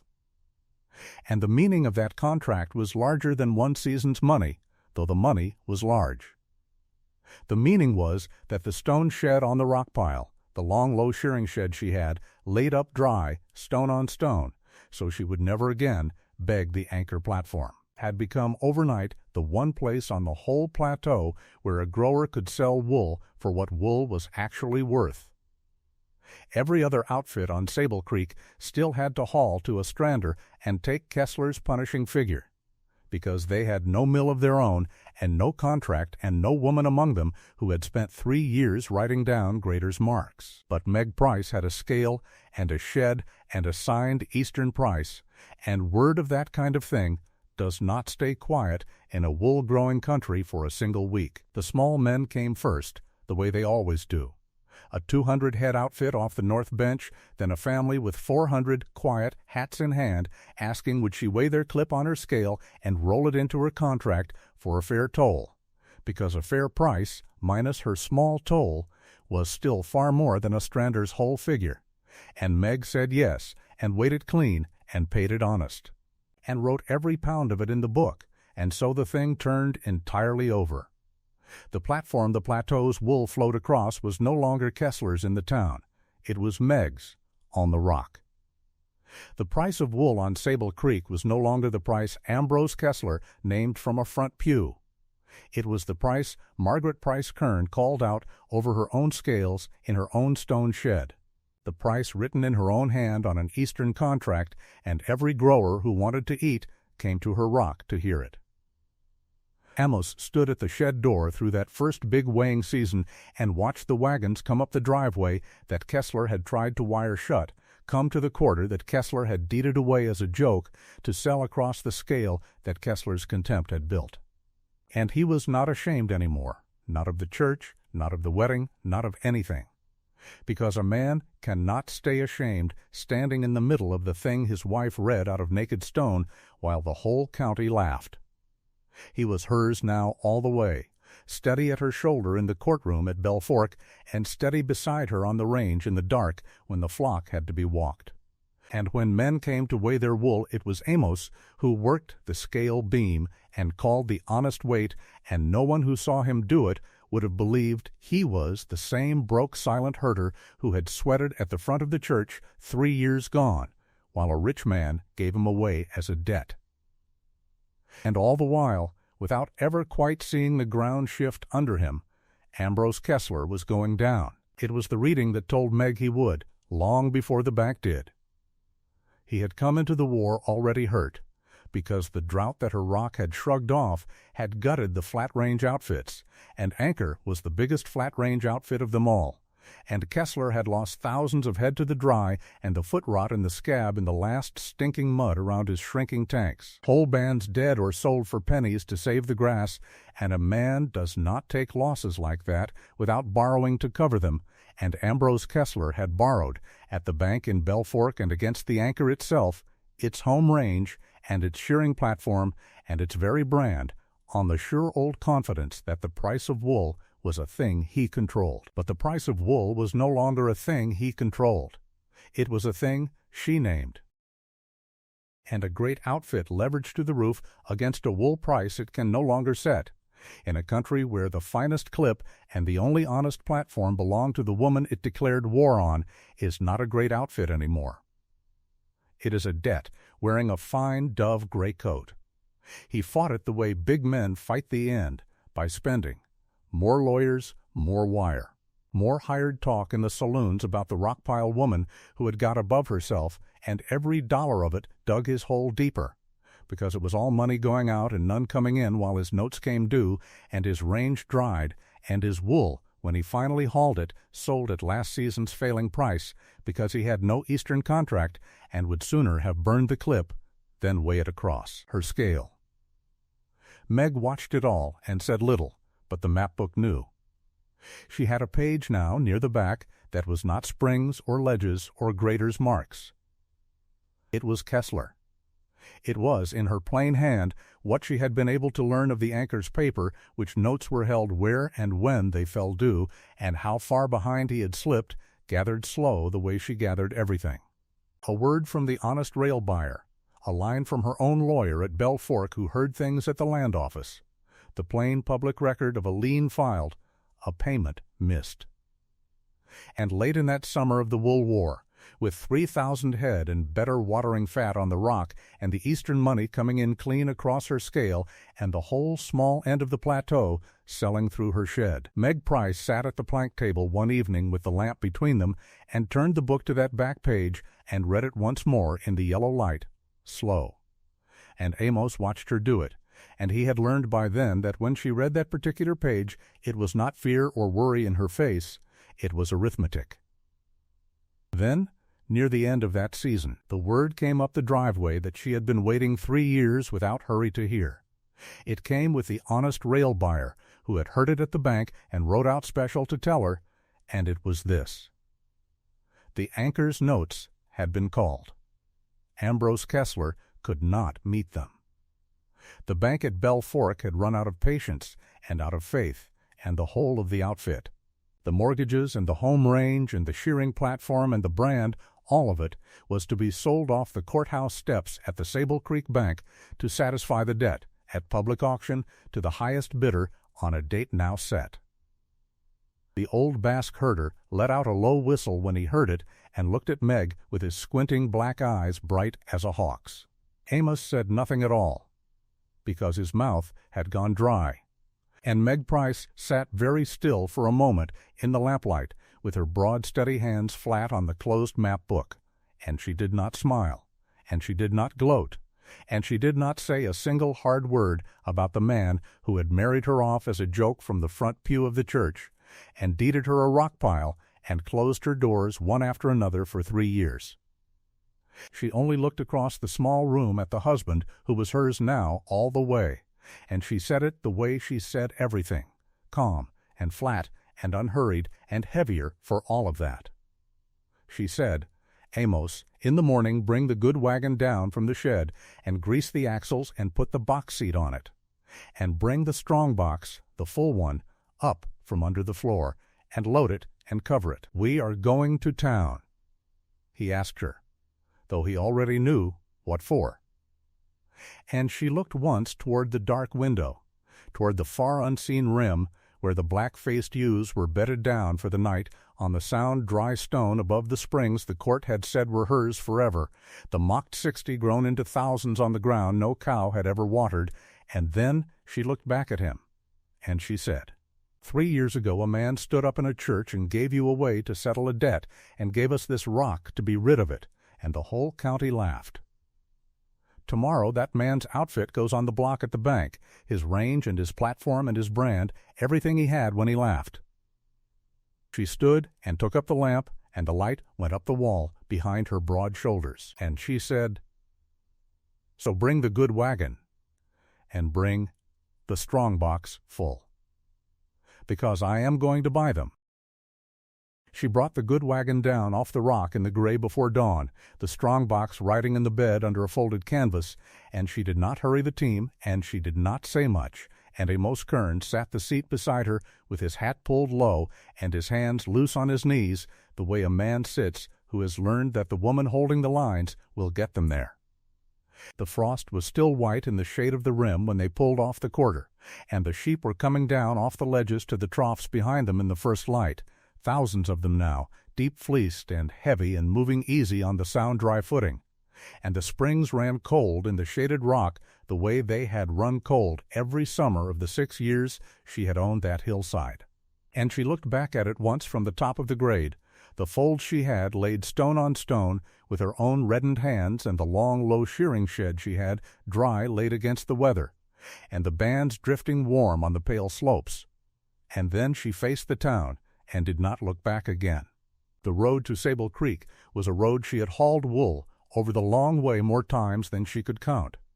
Hauled it the long way, because the anchor platform was closed to her and the town buyer would not sack her clip, and every one of those long hauls had put a line in her map book and a figure in her tally, and now she drove the same road toward the bank at the head of the wide dusty street, with the strong box heavy in the bed and the whole of what she had built folded quiet inside her the way the map was folded quiet against her hip. Amos said only one thing the whole way in, said it low with his hat down against the cold, said it half to her and half to the frost on the sage, that he had been in that church the day they laughed, and had stood at the front of it sweating in his shame, and had thought that morning that his life was over and had been more right than he knew, because the life he had that morning was over. And the one that started when their boots hit the rock at dusk was the only one worth the having, and he said he had never told her that plain, and thought he had better tell her now before the day turned into whatever it was going to turn into, and she did not take her eyes off the team, and she did not say anything back for a good half-mile. And then she reached over without looking and laid her big reddened hand flat on his knee the way she laid it flat on a warm ledge to read it, once, and took it back, and that was the whole of what needed saying between them, and it was said, and they drove on. Word had run ahead of her the way word runs in a wool town. The anchor's notes had been called. Ambrose Kessler had bet the outfit on a market and a range that turned against him and had bled himself white fighting a war on a hillside he had thrown away as a joke.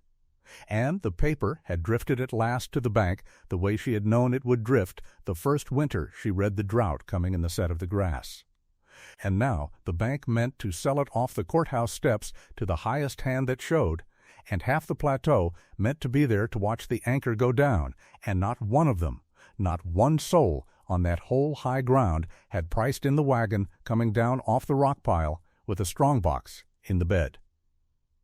They had gathered in front of the bank by the time she came up the street, the woolmen and the storemen and the riders and the idle, standing in the cold sun along the board, fronts the way they had stood along the church pews 6 years before to watch a broke silent herder married to the collier's oversized daughter as a joke that cleared a debt and unloaded a hillside in a single stroke, and the same faces were there. Older, and the same look was on a good many of them, and she drove the good wagon straight up the middle of the street through the middle of them, and set the brake in front of the bank, and climbed down in her plain dark gray wool work dress, and her long weather-stained canvas coat, and her wide flat brimmed hat. A big, broad, heavy-set woman come to the front of a crowd again. And this time she had come to buy it. The banker had set a table on the plank walk in front of his door with the papers laid out on it.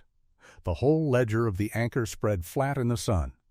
The mortgages on the home range, and the deeded water, and the fine house, and the shearing platform, and the wool warehouse, and the town lots, everything the outfit was, and everything it owed. And the auctioneer he had brought up from the rail town stood over it with his hat pushed back.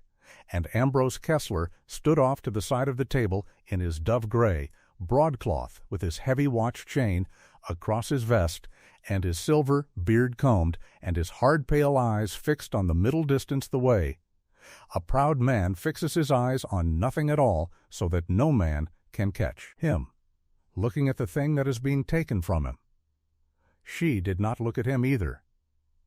She walked up to the banker's table, and she opened the strong-box on the planks in front of the whole street, and the sound the crowd made was the sound a crowd makes when a thing it had come to see turns suddenly into a different thing entirely. The auctioneer read the terms and cried the sale, and the first bids came thin and careful from two big woolmen off the flat range who had come thinking to pick the anchor bones cheap, and they bid against each other for a minute in the cold sun the way small men bid on a great thing, and then the big woman in the canvas coat named a number over the top of both of them that was more than the two of them together had thought the whole outfit was worth, named it flat and unhurried and without 1 gram of heat, the way she had named everything since the day her boots first hit that rock. And the street went quiet. And the two woolmen looked at the strong-box open on the planks, and looked at each other, and took their hands out of it. And for the length of a held breath the whole street looked at Ambrose Kessler. Because a proud man will sometimes throw good money after a lost outfit rather than watch the thing he built pass to the one hand in the country he cannot bear to see hold it. And every man there knew it. And every man there waited to see if the old baron would bid on his own ruin to keep it from her. And Kessler stood with his hard pale eyes fixed on the middle distance, and his silver beard combed, and his heavy watch chain catching the cold sun, and he did not lift his hand, because he had bet the anchor on a market and a range that turned against him, and there was no hand left to lift, and the not lifting of it was the loudest thing that happened on that street all morning. And the crowd heard it, and Kessler heard the crowd hear it, and the auctioneer cried it once, and cried it twice, and looked around the whole silent crowd for a hand, and found not one, and brought the hammer down on the plank table, and the anchor outfit, the home range, and the deeded water, and the fine house, and the shearing platform, and the wool warehouse, and the town lots, and every note end, every mortgage and every acre of it, passed in one stroke of a wooden hammer to the collier's daughter they had married off as a joke to a rock pile where no cow had ever drunk. She counted it out on the banker's table in the sun, gold and paper, and her own drafts drawn on the Eastern mill that paid her clip at the figure she wrote in her own hand. And she signed the deeds and the transfers with the same study-reddened working hand that had drawn the map of the Springs by firelight 6 years before, and Amos Kern stood a half-step back at her shoulder while she signed. Not stooped now, and not ashamed of anything. Watchful and steady and quiet, a tall, raw-boned man who had softened all the way through from ashamed to devoted across 6 hard years, and had learned at last that the finest thing a man could do was stand where he stood and let her sign. And when it was signed and sealed and witnessed, and the banker had blotted the last of it, she folded the papers once and put them against her hip where the map rode, and she straightened up in front of the whole town of Sable Creek, and only then did she turn and look at Ambrose Kessler. And she did not gloat, because gloating is a thing small people do, and she had never once in her life had time for it. She only looked at him plain and level the way you look at a stretch of ground you have finished reading, and she said the one thing, quiet enough that the men had to lean to catch it, and clear enough that every one of them did. She said, "You gave me a rock pile because you could not read it, and I have spent 6 years learning what a thing is worth before I price it, and that is the whole difference between us. And now the grass and the water and the wool and the paper are mine, and you may lease your old range back from me at my figure, or ride for my wages if you can sit a horse for a woman, or go. And I will think no more about which you choose than you thought about me the day you sold my marriage for a torn-up debt." And Ambrose Kessler, who had smiled a smile that cost him nothing across every scene of 6 years, found that he had no smile left that the street would believe, and he said nothing. Because there was nothing a proud man could say on that plank walk that would not cost him the last thing he had, and he turned and walked down the wide street through the crowd that had come to watch the anchor go down, and had watched instead a joke land the only green on the plateau and by the men who told it, and he was a heavy old man walking away small, and the plateau watched him walk, and the plateau understood at last, all at once, the way a slow country understands a thing all at once when the numbers finally say it out loud, exactly what it had laughed at 6 years before. because the numbers were saying it out loud now, and they said it in a row, the way she had always let them say things. One sound sum laid flat against the next until the whole of it stood up plain. The 60 broken-mouthed cullies she had bought for almost nothing, the winter the whole town swore they would be dead before spring. The culls the anchor had been about to knock on the head. 60 ragged, broken things drifting onto the rock in the last good light of that first year, while a doubtful husband watched her look at them the way a banker looks at gold. Those 60 were a flock of 9,300 head now, deep-fleeced and hard-fatted on the mineral forage in the rock pockets and sound-footed on the dry stone that no rot could touch, drifting in warm glowing bands across the pale slopes of 160 acres of rim rock that the barons could not give away. The spring clip off those sheep, the wool that grated heavy and clean and bright off rock-fed stock and topped the plateau 2 years running and then every year after, was counted now not in fleeces and not in sacks, but in tons. Better than 60,000 pounds of wool off her own scales in a single season, sacked and stenciled and freighted straight to the Eastern mill under the contract she had signed over the town buyer's head, and her mark, the mark she had registered on the quarter the first year and proved and patented in her own name, shipped more wool off Sable Creek in one shipping season than the whole county had owned the day they stood in the church and laughed. More wool off one thrown-away hillside than the whole prosperous plateau of flat good range and open water had shipped the year they priced her marriage at a torn-up ledger. And the 3 cold seep springs hidden in the shaded rimrock that the barons had walked past for 20 years, without once bending to look. The 3 little failing summer springs that were the whole reason a rock pile was not a rock pile, fed the only wool empire on the high ground of that plateau, and fed it clean through the killing drought years when the flat range burned brown to dust, and the open tanks went to cracked, stinking mud, and the bottomland flocks rotted where they stood. And every rung of the ladder from the 60 to the 9,000 had a receipt behind it, and she had kept every one. And the receipts were the story if a man wanted the story told in the only language the plateau finally learned to read, the bill of sale for the culls, with the price so low it read like a joke on the page, the brand and earmark registered in her own name the first year, the deed to the quarter proved up and patented so that no baron's lawyer could ever again call the springs anything but hers. The grader's marks 2 years running, and then every year after that put her clip at the top of the plateau, the freight contract signed straight to the Eastern mill over the town buyer's head, the hundreds of sound cheap sheep bought off distressed woolmen in the drought, and landed on the one range with water. The long, low shearing shed dry laid stone on stone against the rim, so she never again in her life needed the anchor platform, and now, last of all and laid flat on top of the whole stack, the deed to the anchor itself, the home range and the water and the platform and the paper, bought outright with a strong box on a plank table in the cold sun. One sound sum laid on the last and largest of them all. That was the sum, and it stood up plain in the cold sun in front of the bank, and there was not a man on the street who could not do it. And the town did what a wool town does when the numbers finally say it. The wool buyer who had warned her that no anchor shed would ever shear a rock-pile sheep. The town buyer who had lowballed her first honest clip and leaned on the bank to choke her credit and closed his platform against her at the baron's word, that same buyer came up the plank walk to her within the week, hat in his hands, and asked for the sacking of her clip. And she let him have it,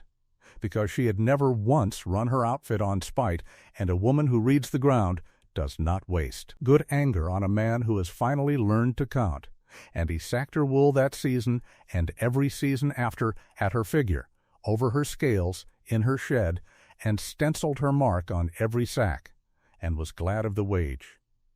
The 2 big woolmen off the flat range, who had bid thin and careful against her at the table, leased their dried range back from her the next dry year, and ran their thinned flocks up onto the rock-pile grass under her lease and at her price. And the men who had mocked the culls at the shearing shed 6 years before drew her wages now, and dipped her sheep and laid her stone, and were grateful for. Steady work in hard country under a mark that shipped when every other mark on the plateau came up short. And Ambrose Kessler, who had gone away small down the wide street the day of the auction, was seen at the far edge of the country that fall running a borrowed band on leased grass, an old heavy man in a broadcloth coat gone shiny at the elbows. And whether he leased from her in the end, or drew her wage, or went away quiet for good, the plateau never quite settled, and it did not matter, and she never once asked. Because a thing you have finished reading you do not read again. And the man who had priced her worth at a debt he wanted torn up had been priced in his turn by the only ledger that never lies, which is the ground itself and what it will and will not do for the hands that work it, and the ground had read him out. She hauled no wool the long way ever again. The long haul was over the day the platform and the warehouse and the scales became hers, and the wool of the whole plateau came now to the stone shed she had dry laid against the rim with her own hands. Came up the grade to the one platform on the high ground that paid real money, and the price of wool on the whole plateau was called out in shipping season over her scales in her shed by the figure her book named, the way it had once been called out by the figure Ambrose Kessler named from the front pew of a church, only now the figure was honest, and now the scales were true, and now the mark on. Every sack that rolled down to the rail was her mark. And the years came, on the way the good years come to hands that do not quit.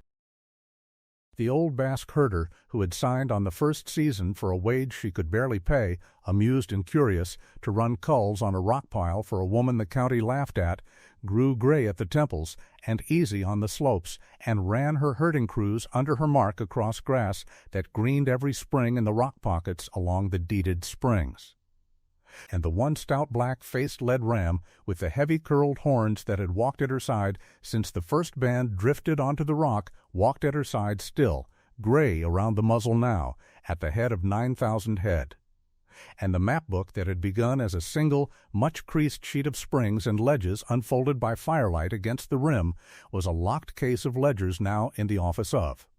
The stone house she built low against the weather on the quarter, kept in the hand of a collier's daughter who had read rock and water and grass in her dead father's hill sheep trade since she was a girl, and had never once in her life priced a thing before she knew what it was worth. The dry stone folds she had laid under the rim that first spring, stone on stone, and not a lick of mortar. The way her father had laid folds in the Welsh hills stood true through every winter that came, and never heaved and never fell, because she had set each stone reading the frost line and the drain of the ground the way she read everything. And the long shearing shed grew a second bay, and then a third as the clip grew, and the stone house rose low and thick-walled against the weather with the springs piped down to a trough at the door, and a girl who had once been too big to marry and too plain and too odd, the collier's daughter who talked to rock and water, sat in the office of it in the evenings in her plain gray dress with the lamp on the ledgers and the sheep bells coming faint off the rim through the open window. And she was not laughed at any more, and had not been for a long time, and did not think about it either way, because a woman with figures to keep does not spend her evenings on the opinion of men who could not read a hillside. And Amos Kern stood at the loading rail the morning the first wool train of one of those long good seasons took its cars.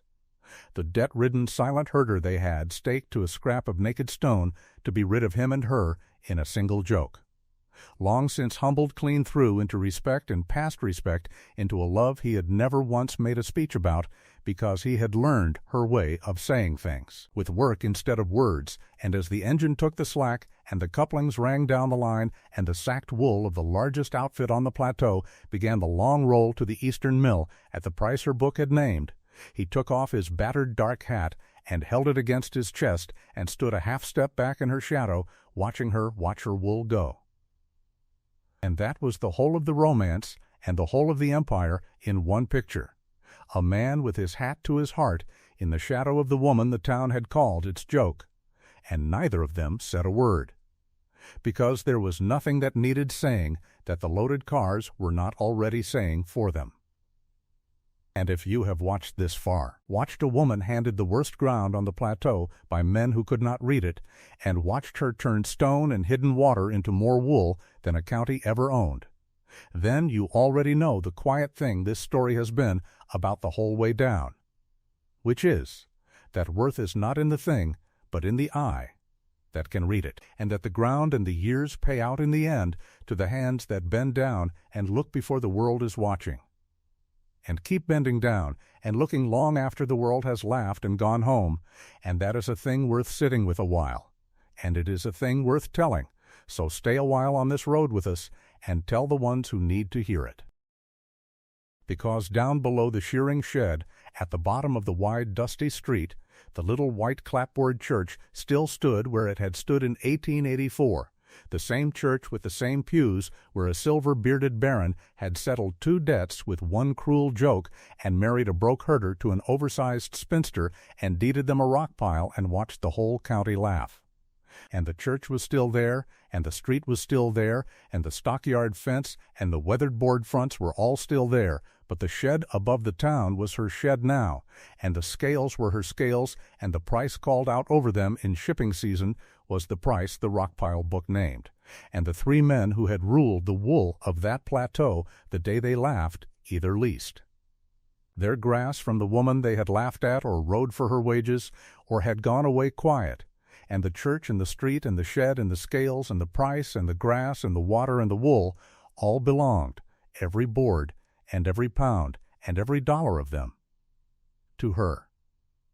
Her mark outlived every man who had ever bet against it, and it shipped its wool off that plateau for the long good years of a woman who had come to Sable Creek a collier's daughter the whole town joked about, and had read a rock pile the barons threw away, and turned 60 broken-mouthed cull ewes into a wool empire one sound sum at a time, and she lived out a long and well-worked life on the high ground she had bought, when it was cheap and made green,